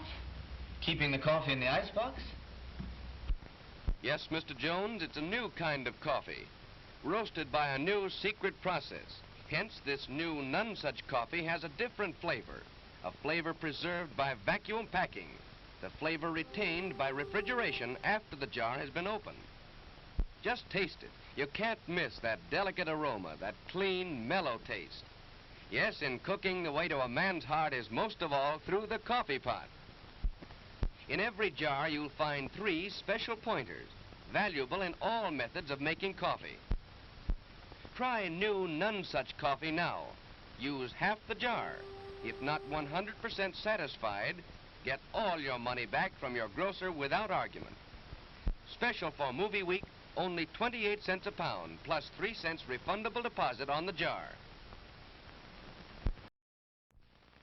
Off into space. Man, that takes real teamwork. And here's a team of junior spacemen with an out-of-this-world breakfast that teams up V8 juice and Cheerios for flavor and energy. What a treat! A flavorful glassful of refreshing V8 juice and Cheerios with power protein, plus vitamin B1 for Go Power. And now, here's a special out-of-this-world free offer. This Moon Rocket Kit, both a toy and an exciting game. First, blast off. It separates in midair and lands 2 spacemen on a moon map. You get this wonderful game only through this free offer. Send your name and address and 1 V8 label plus 1 box top from these specially marked packages of Cheerios, Kicks, or Frostios to Moon Rocket Kit, Mount Vernon 10, New York. Get Campbell's V8 cocktail vegetable juice with any one of these Big G cereals. Next week, George and Gracie will be brought to you by Carnation. Hiya, happy boy. Wish you'd been with me today. We saw a great dog show, some beautiful dogs.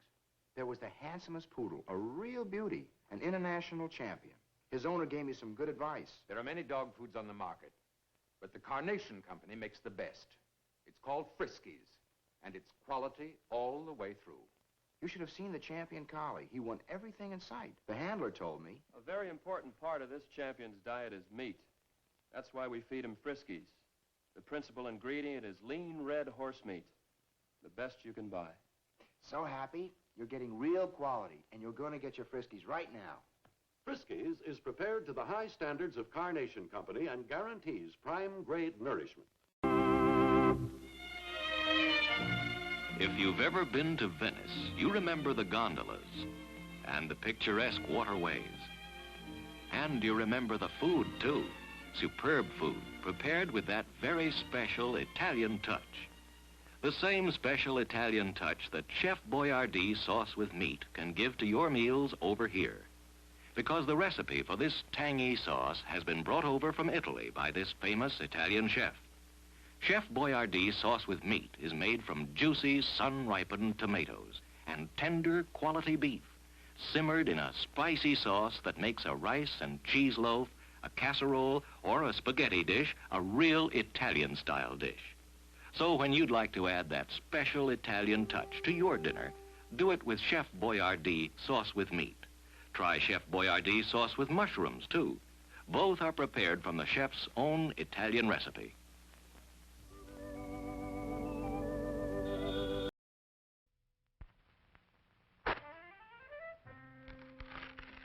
There's no other box of facial tissues like this. Scotty's new Magic Oval box. Only Scotty's give you tissues that float up gently, one at a time, and come out in neat handfuls, too, because there's a Magic Oval inside every new Scotty's box. Only Scotty's Magic Oval can give you tissues that float up, smooth and easy. No tugging, no tearing, no extra tissues tagging along. And Scotty's Magic Oval does even more. It lets you reach in for tissues by the handful, all neatly folded, just right for pocket or purse. Scotty's new Magic Oval box is pretty, too. And inside, soft, strong, sneeze-proof Scotty's. Remember, for tissues that float up smoothly and come out in neatly folded handfuls, look for Scotty's pretty new Magic Oval box, the only one of its kind.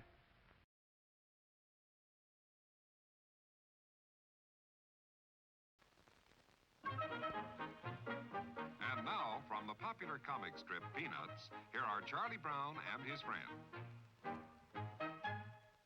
Why, thank you, Charlie Brown.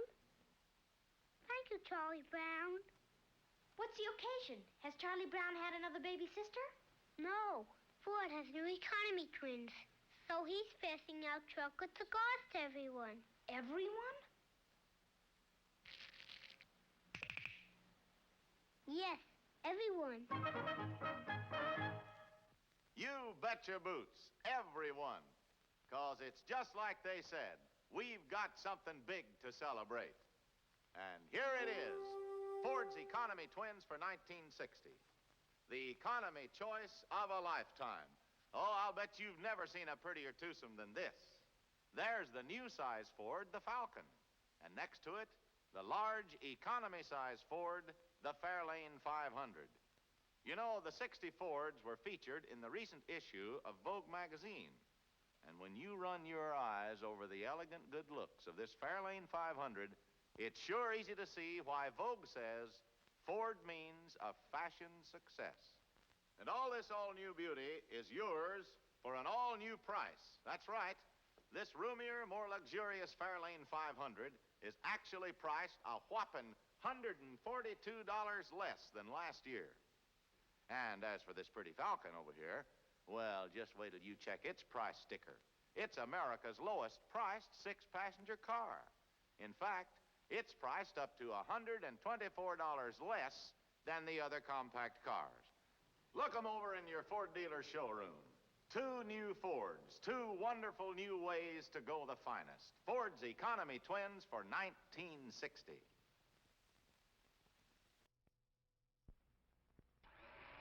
Here's the newest, most exciting sound in town. It's a General Electric blender that's going around. Completely new from base to lid. Take it apart, see what they did. The non-skid base is the lowest you'll ever see. The decanter has a 36-ounce blending capacity. The non-spill lid is really smart. For blending convenience, it comes apart. Add additional ingredients, if you will. Look, no splash, see no spill. Put them all together and you know it's true. The General Electric blender is best for you. If you want to know another reason why, It's only 10 1/2 inches high. stores easily on the counter or on a shelf. There's 1,000 things you can make yourself. Make party spreads. Great cabbage heads. Blend the meatloaf for a family of 8. Make ice-cold drinks you'll appreciate. Now's the time for you to buy the General Electric blender. Did he say only 10 1/2 inches high? 3, 2, 1, blast off. She's up. Come in ideal countdown control. Ready for second launching. Atlas moving into position. Fuel her up. All set. Count down. 10, 9, 8, 7, 6, 5, 4, 3, 2, 1. Blast off! There she goes! Yes, you can be in command of your own ideal countdown. It's a real electronic missile base. You sit at the controls and move missiles into place. You count down. You blast off. You track the flight. The ideal countdown comes complete with moon missile and lunar probe, as well as a giant Atlas. Get your electronic ideal countdown now, wherever good toys are sold. It's a wonderful toy. It's ideal.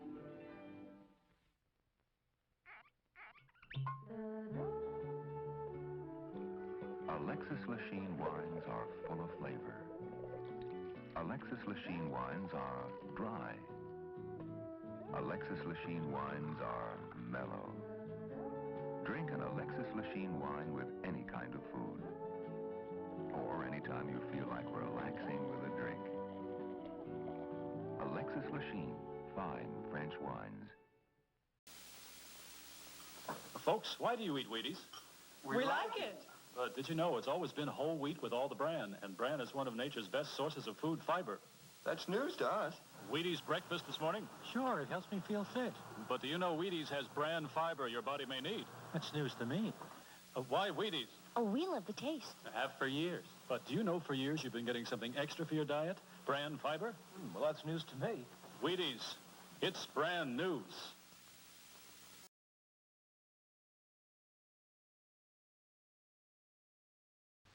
Hey, kids, look what's new.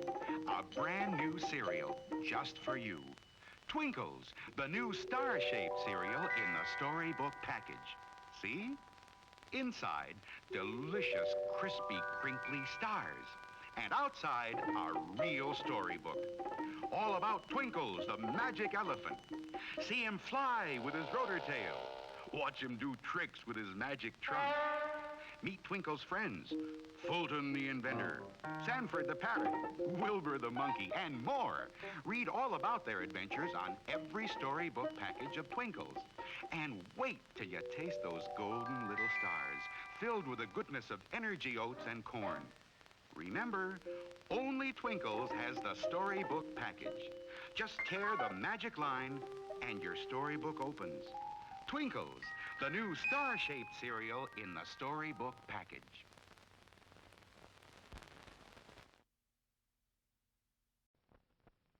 Schmidt's Blue Ribbon Bread gives you 7 ounces of non-fat milk solids in every loaf, the equal of 90 quarts a year if you serve it regularly.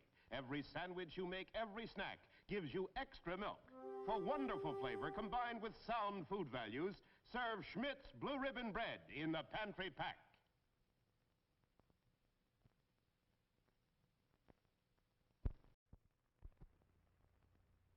When you have a Labatt's, you have an adventure.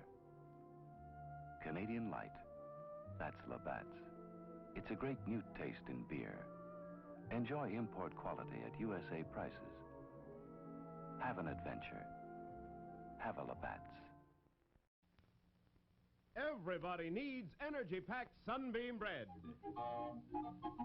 Yes, it's all aboard for fun in the park, but Junior hasn't got energy enough for fun.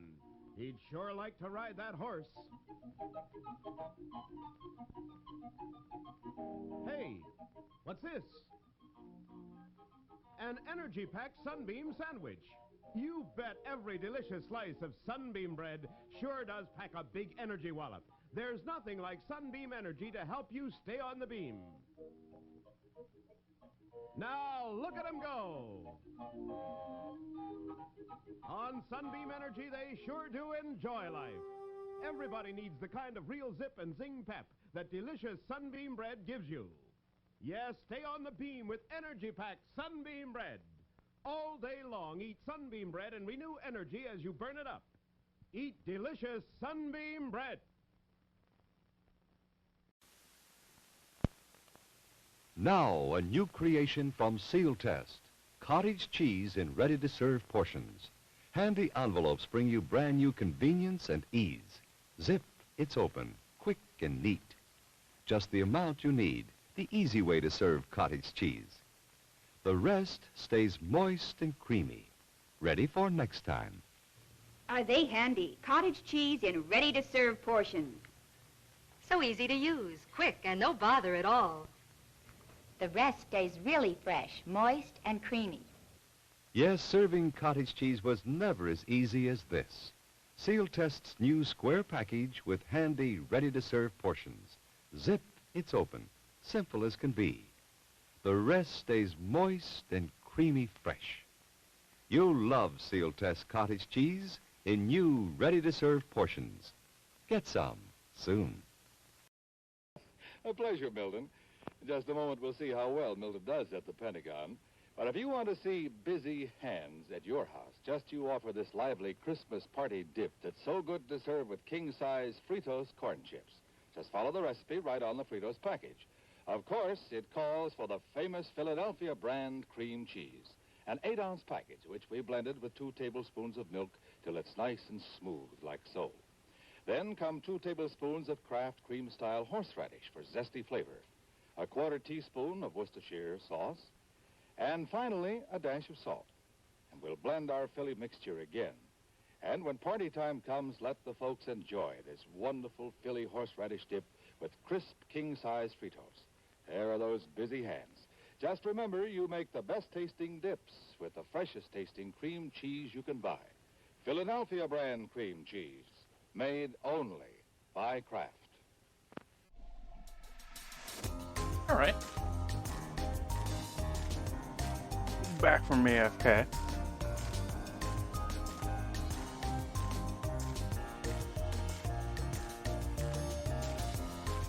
And our pork is looking at least a little bit more cooperative now. Like, I might be able to get some shredded pork out of this now.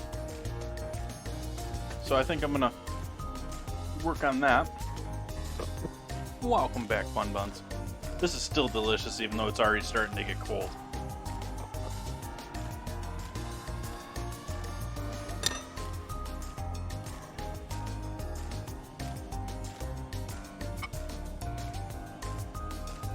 I'm gonna grab the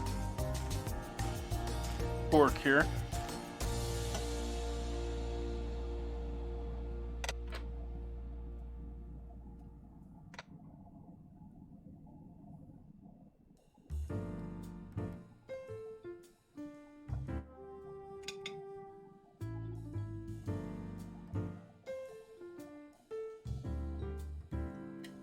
The idea is to hopefully keep the sauce there with the peppers and all that. I'll give that a strain here shortly. We'll mix that with what I combined out of the pork here.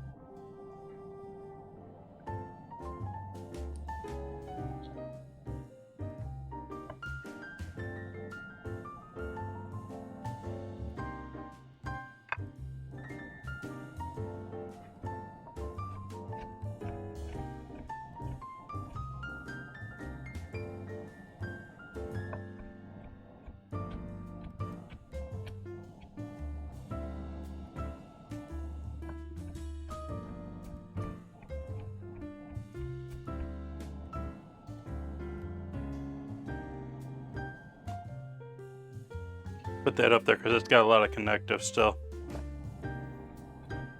That is potentially delicious. It probably has to cook much, much longer in order to be as yummy as the rest of this.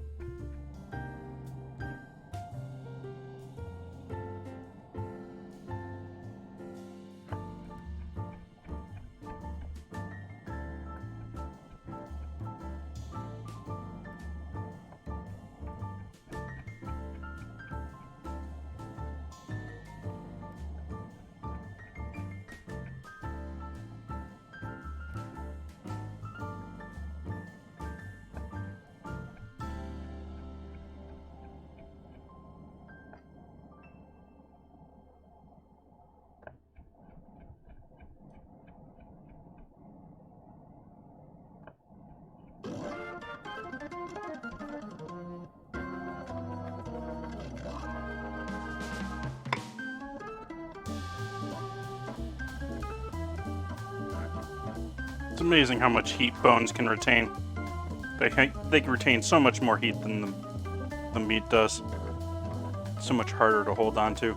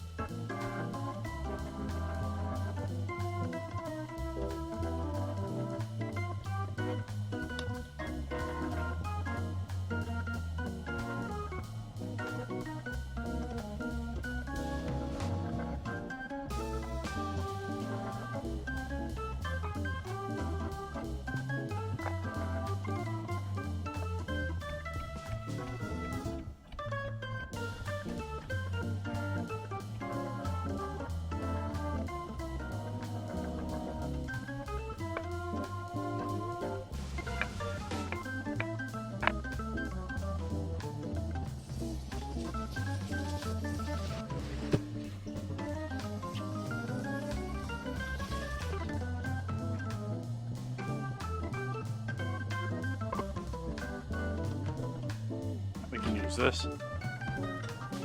Is it going to stay? Not really, but that isn't going to work. I have to use you.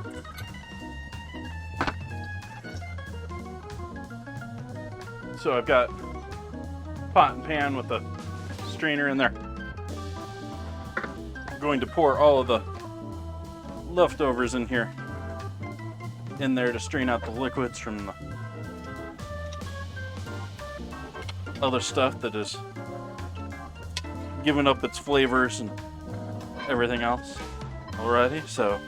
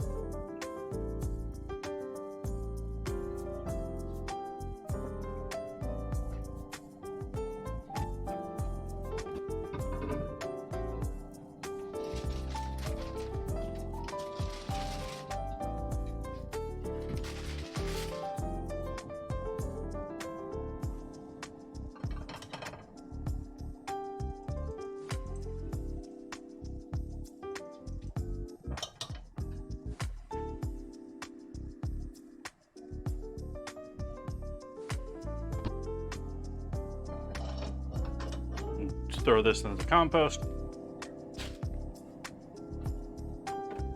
Now we have that lovely liquid to toss our meat in.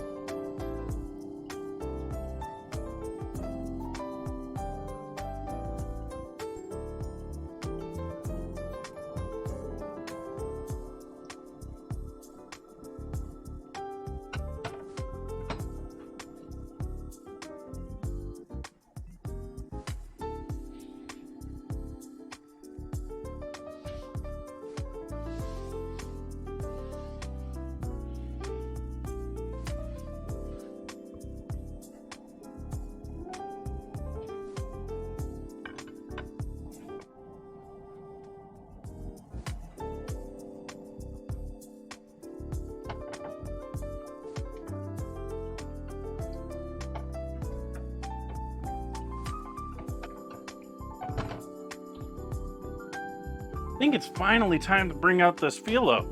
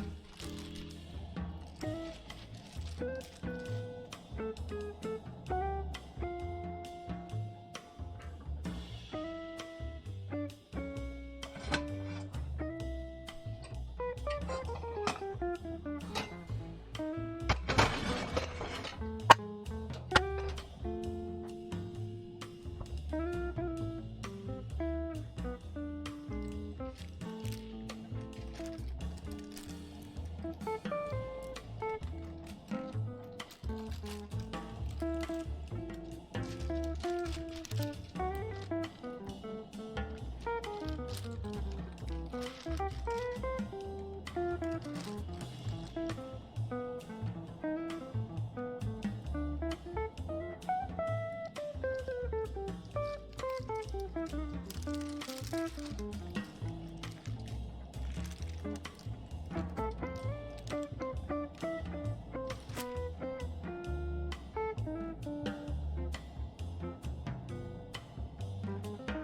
the heck did my mouse go?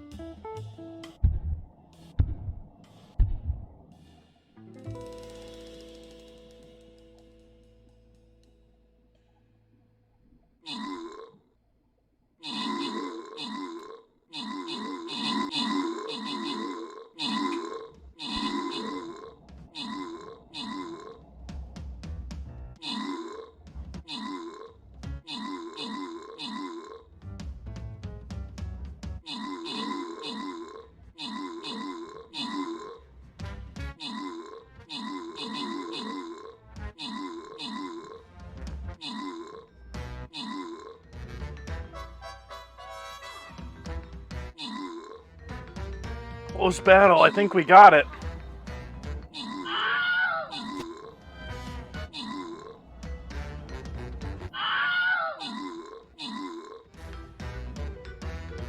Victory. Pawpaws. Getting them kills. Just carrying us through there. Bun Bun's helping out a little bit. And getting that gold. Nice pickup there.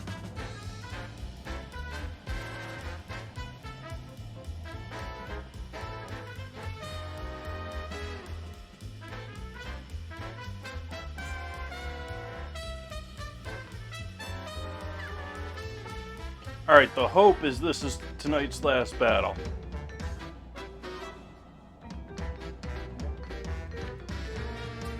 Might not be, but the hope is that it is.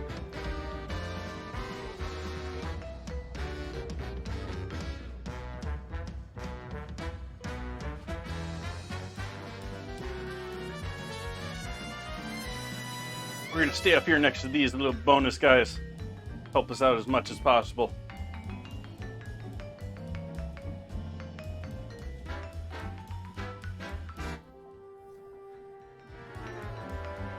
I will be right back.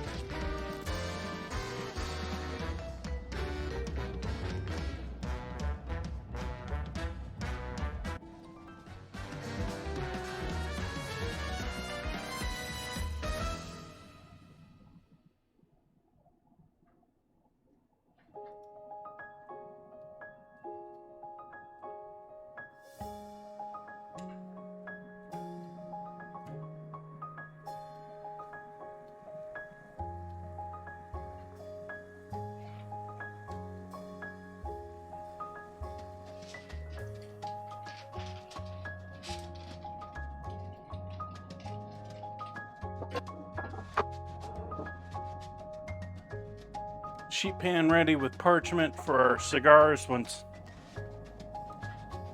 they get defrosted and I can start rolling them.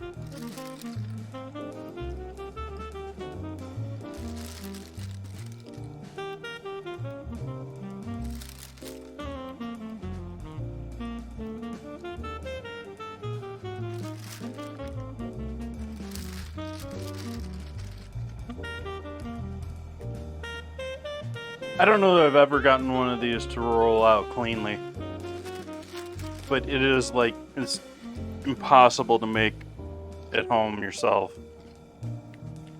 If you see the videos of them making this stuff, it's rather impressive.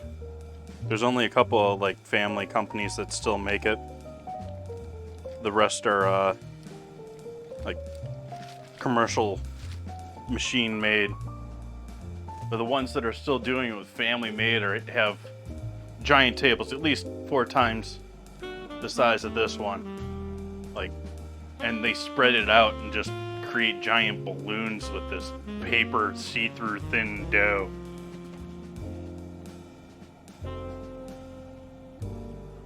It's really quite impressive.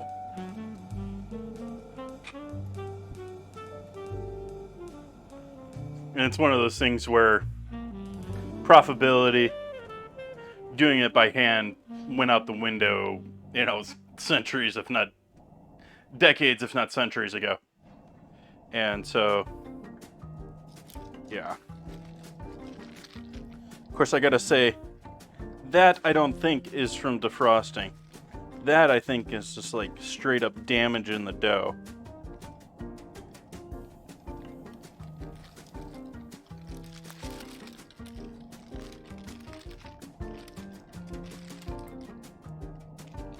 Yep.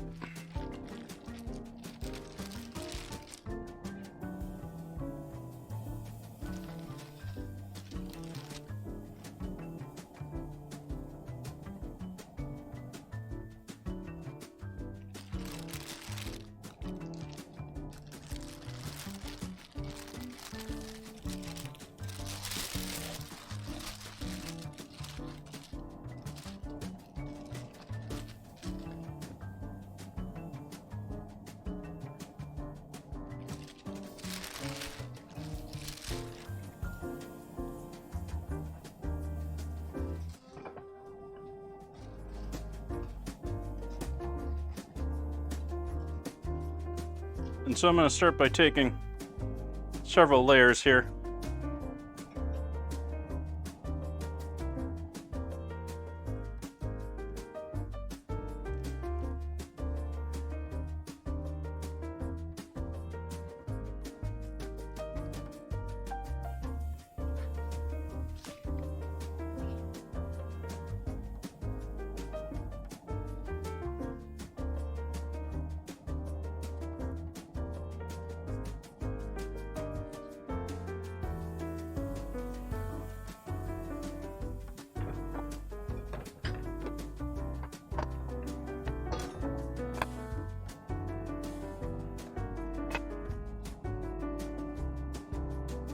And we'll start making our first cigars here.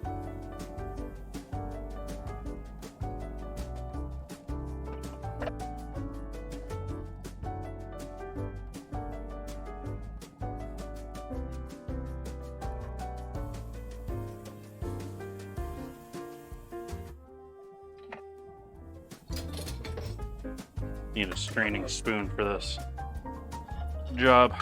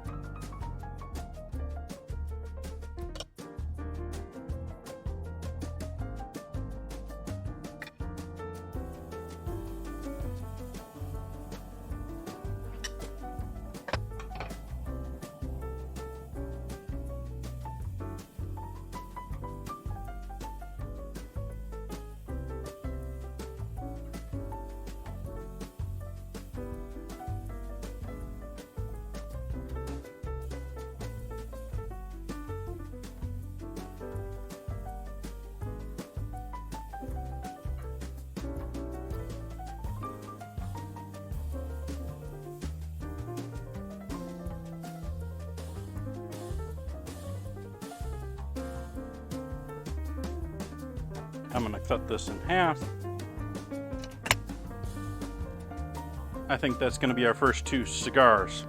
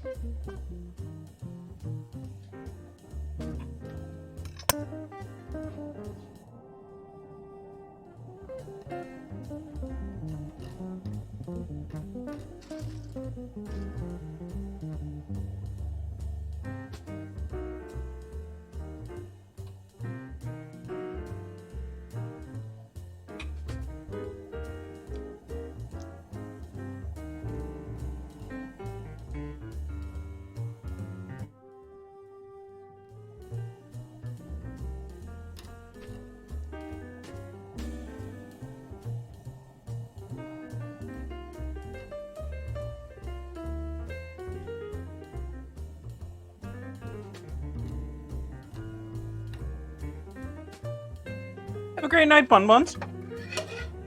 Sleep well.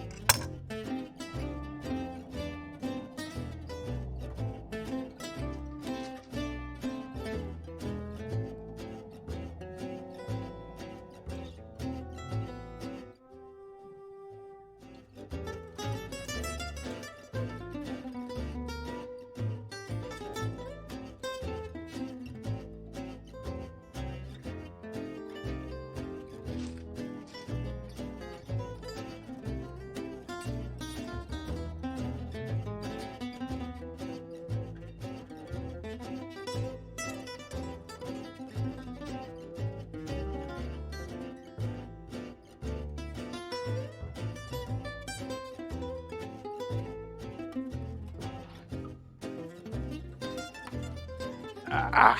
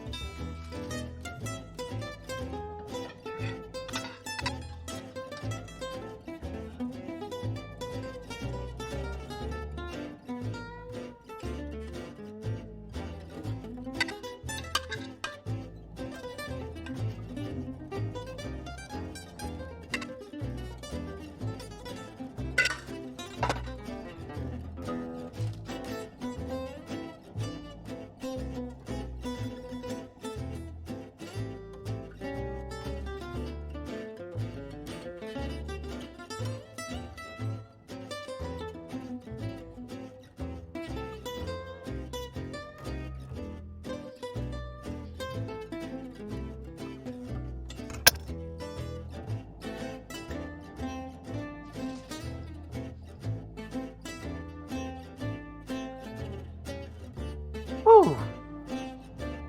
I be sweating.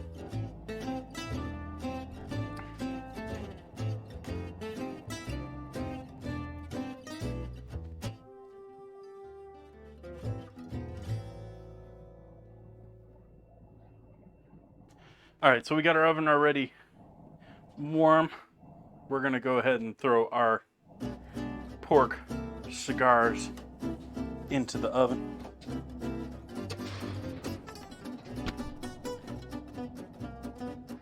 And I'm going to debate at what temperature I should have done that. It's at 350 right now.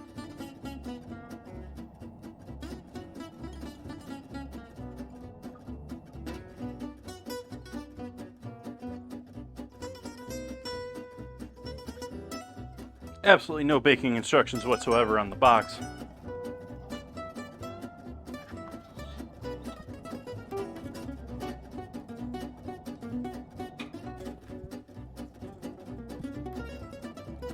And random people walking through my backyard.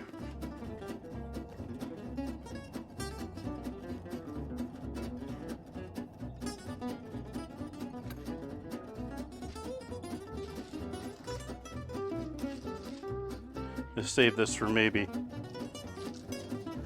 dessert in the future of some sort. Last little bit of the scrap there might be savable.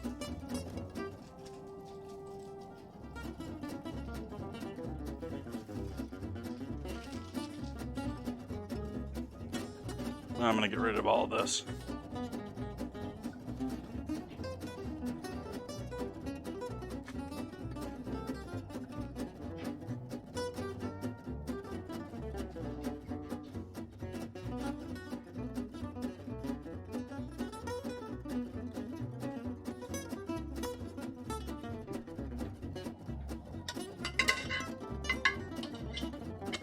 The rest of that pork is yummy.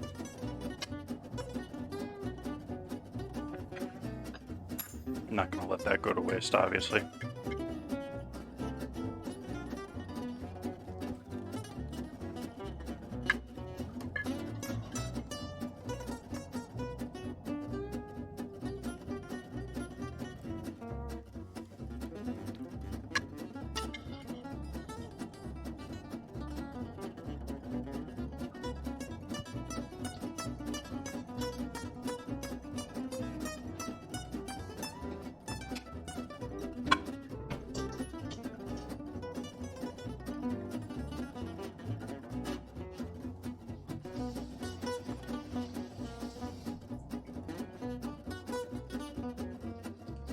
My throat has been so dried out since the airplane ride back home from vacation.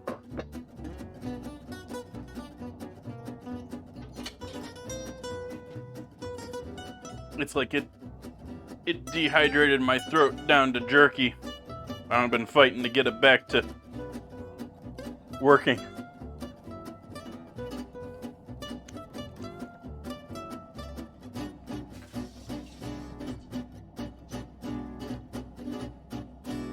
But it isn't like I'm sick either at the same time. It's just my throat is just sore.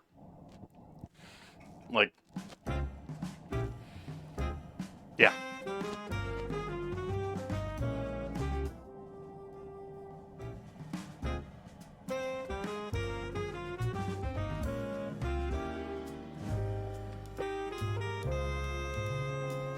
Planes, of course, are notorious for drying out your sinuses like mad, and they do typically do a little bit to me, but this last time was no joke.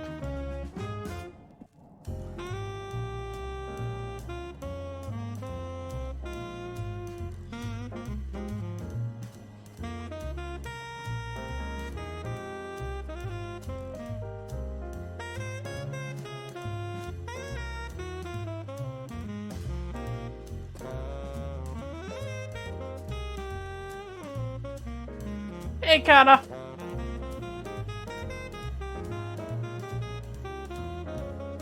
Yeah, I've been quieting down a little bit. Now, just been waiting on things.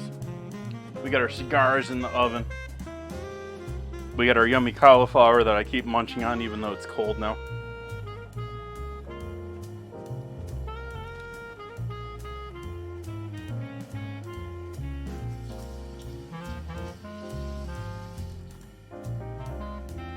Never even tried the chili sauce. Let's see what we got here.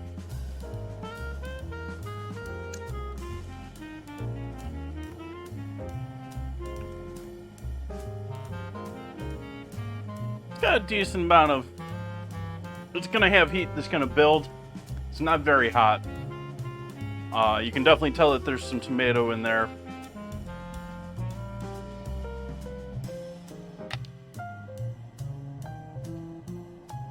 Let's see if I can add a little salt if that perks it up a little bit.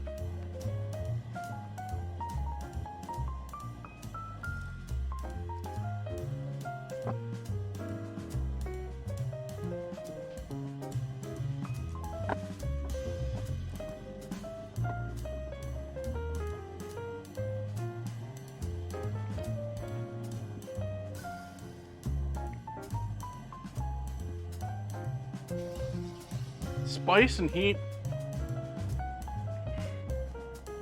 I'm just wondering if a fresh tomato is a bad choice for that. Because it's just so fresh. It's got that summer fresh tomato to it. When I'm expecting more of a, you know, chili.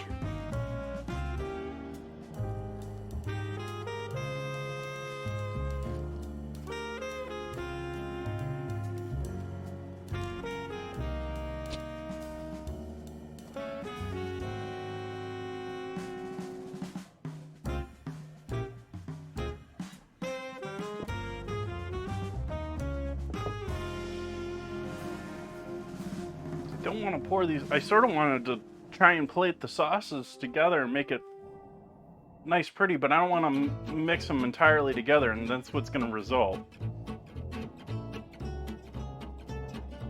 Especially since this is. That was also a reason why I wanted this to be a bit thicker.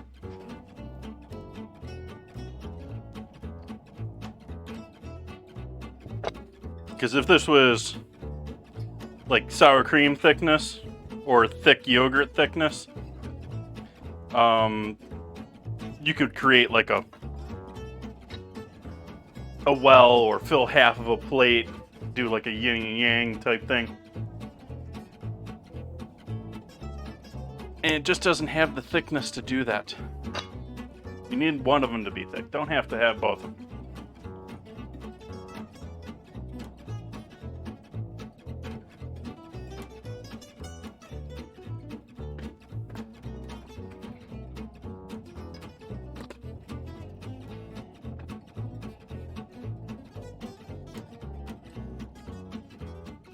I said earlier I was going to maybe put some sesame oil in there.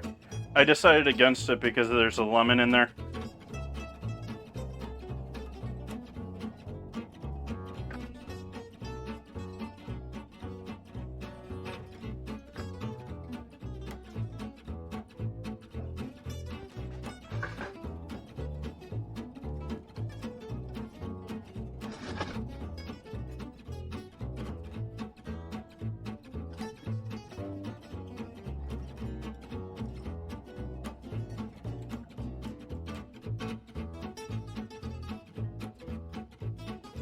I wonder if it would dissolve in there. I don't think it would. Like, to the point I'm debating, like, adding, like, potato flakes and stuff into this to see if it would help.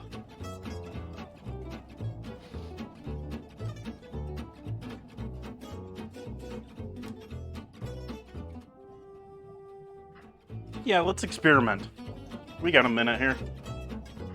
Let's experiment.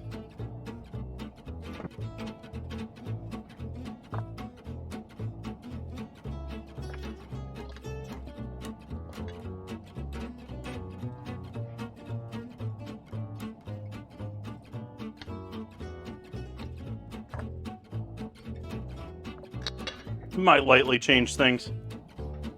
But it's potato. It's not like it's going to be some hugely offensive flavor.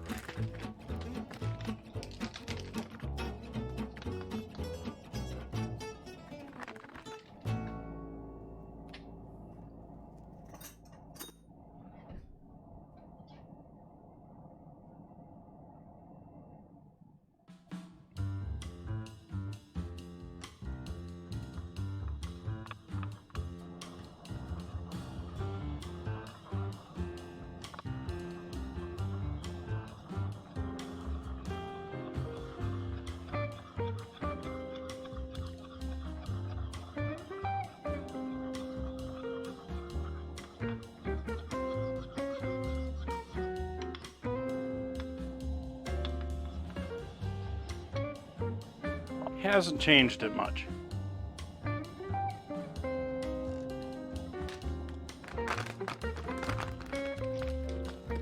Give it a moment to absorb and see if it changes.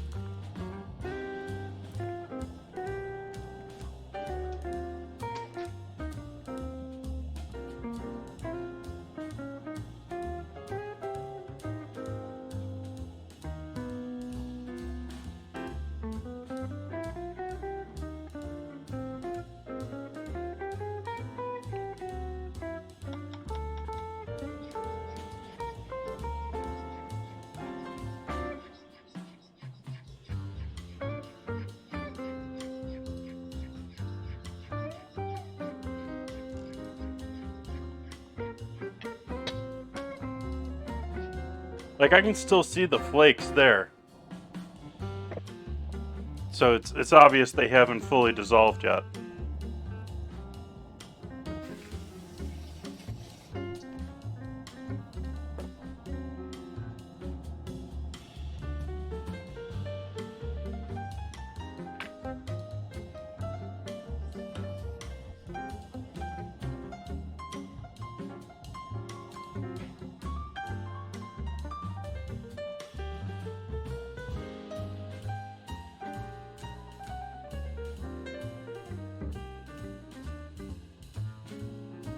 They can still see there was no real clumps or anything to it. You can see it sort of.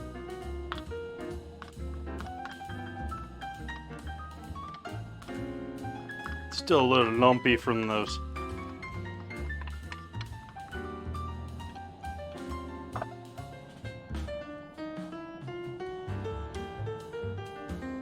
I think we're going to be doing another battle tonight.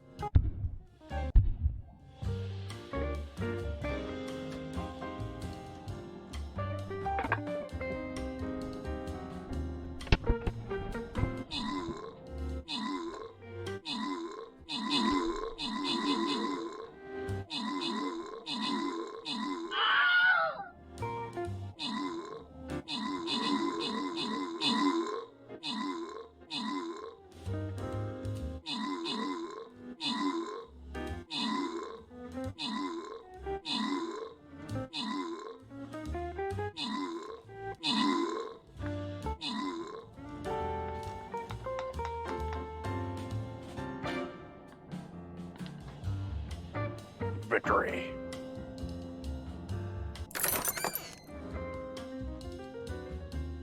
Chills.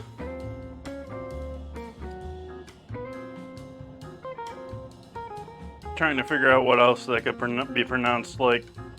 But thank you for the help in killing an assist. Catalina getting those scrolls though.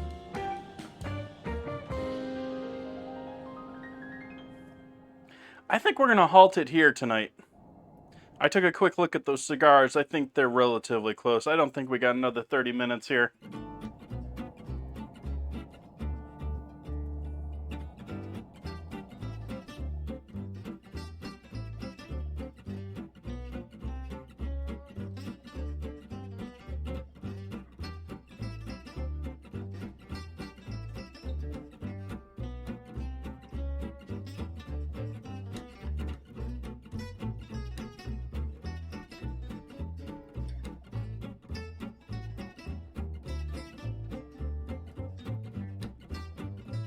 And so we'll leave it there.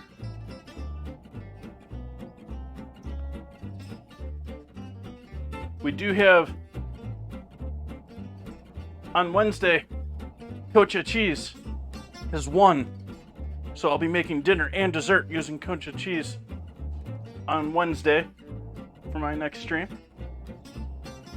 Let's take a look at these cigars. Let's see how they're looking.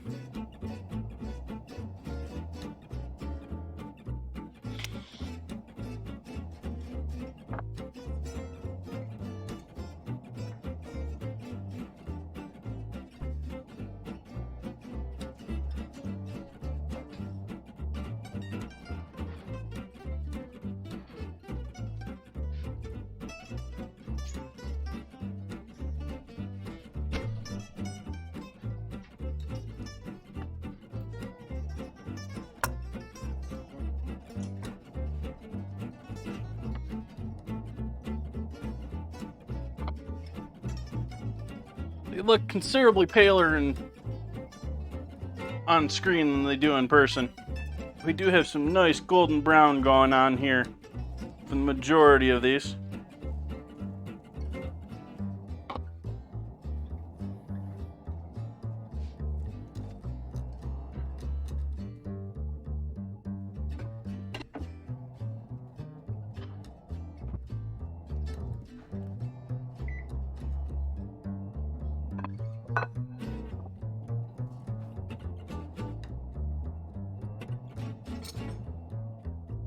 How does the dough feel? I mean, as far as it's squishy still?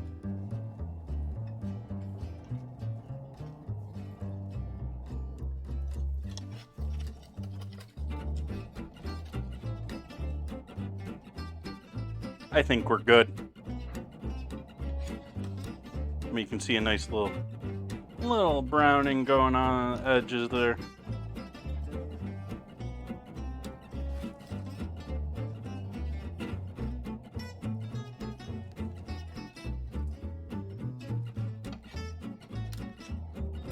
And the bottoms of them.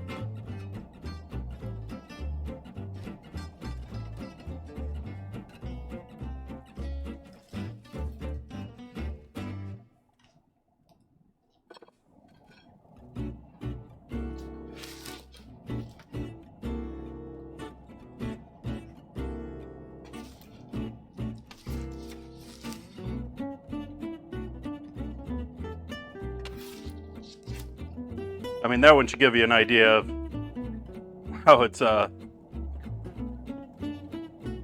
dried up.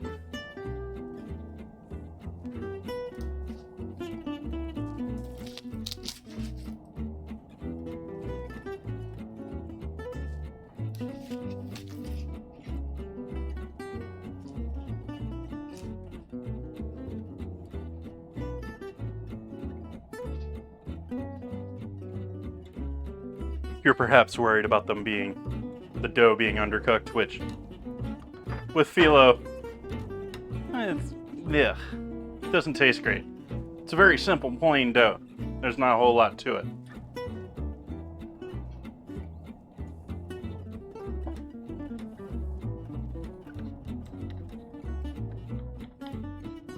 I think potato flakes failed.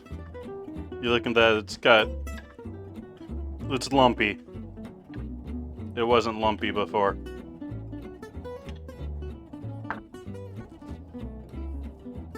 It was nice and smooth before.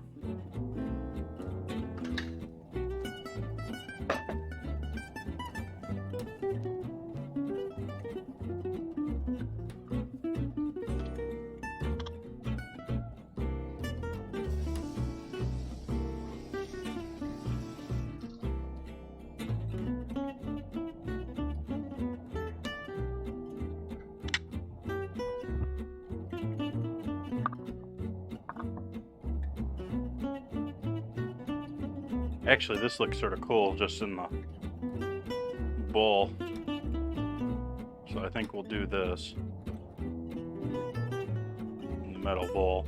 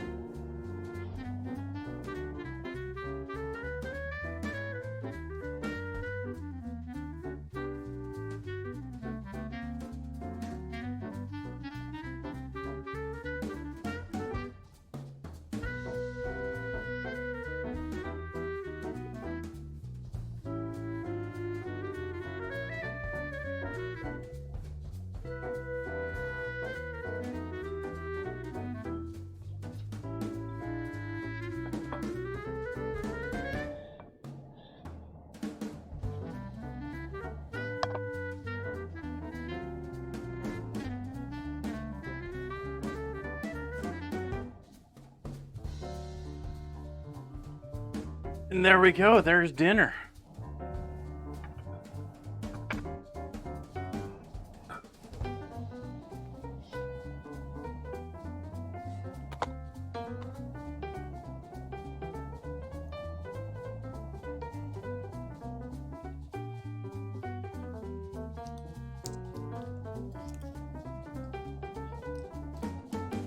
Ooh, that's still a little too warm for me to want to touch. Much less shove in my mouth. So that's good. So I'll sit here for a moment. Let's see here. Who's online tonight?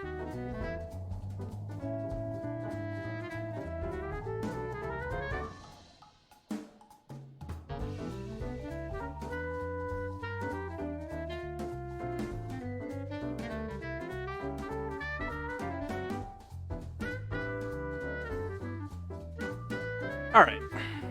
Well, I'm going to leave things there, folks.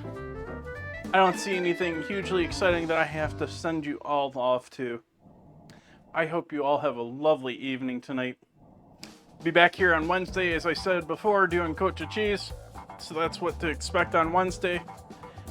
Friday, I'm probably going to be cooking up something to use up the last of that sun-dried tomato and olive and tomato goodness that I've got in the fridge. So probably something Italian on Friday. So hope to see you back for all of that. I enjoyed hanging out with all of you tonight. And good night.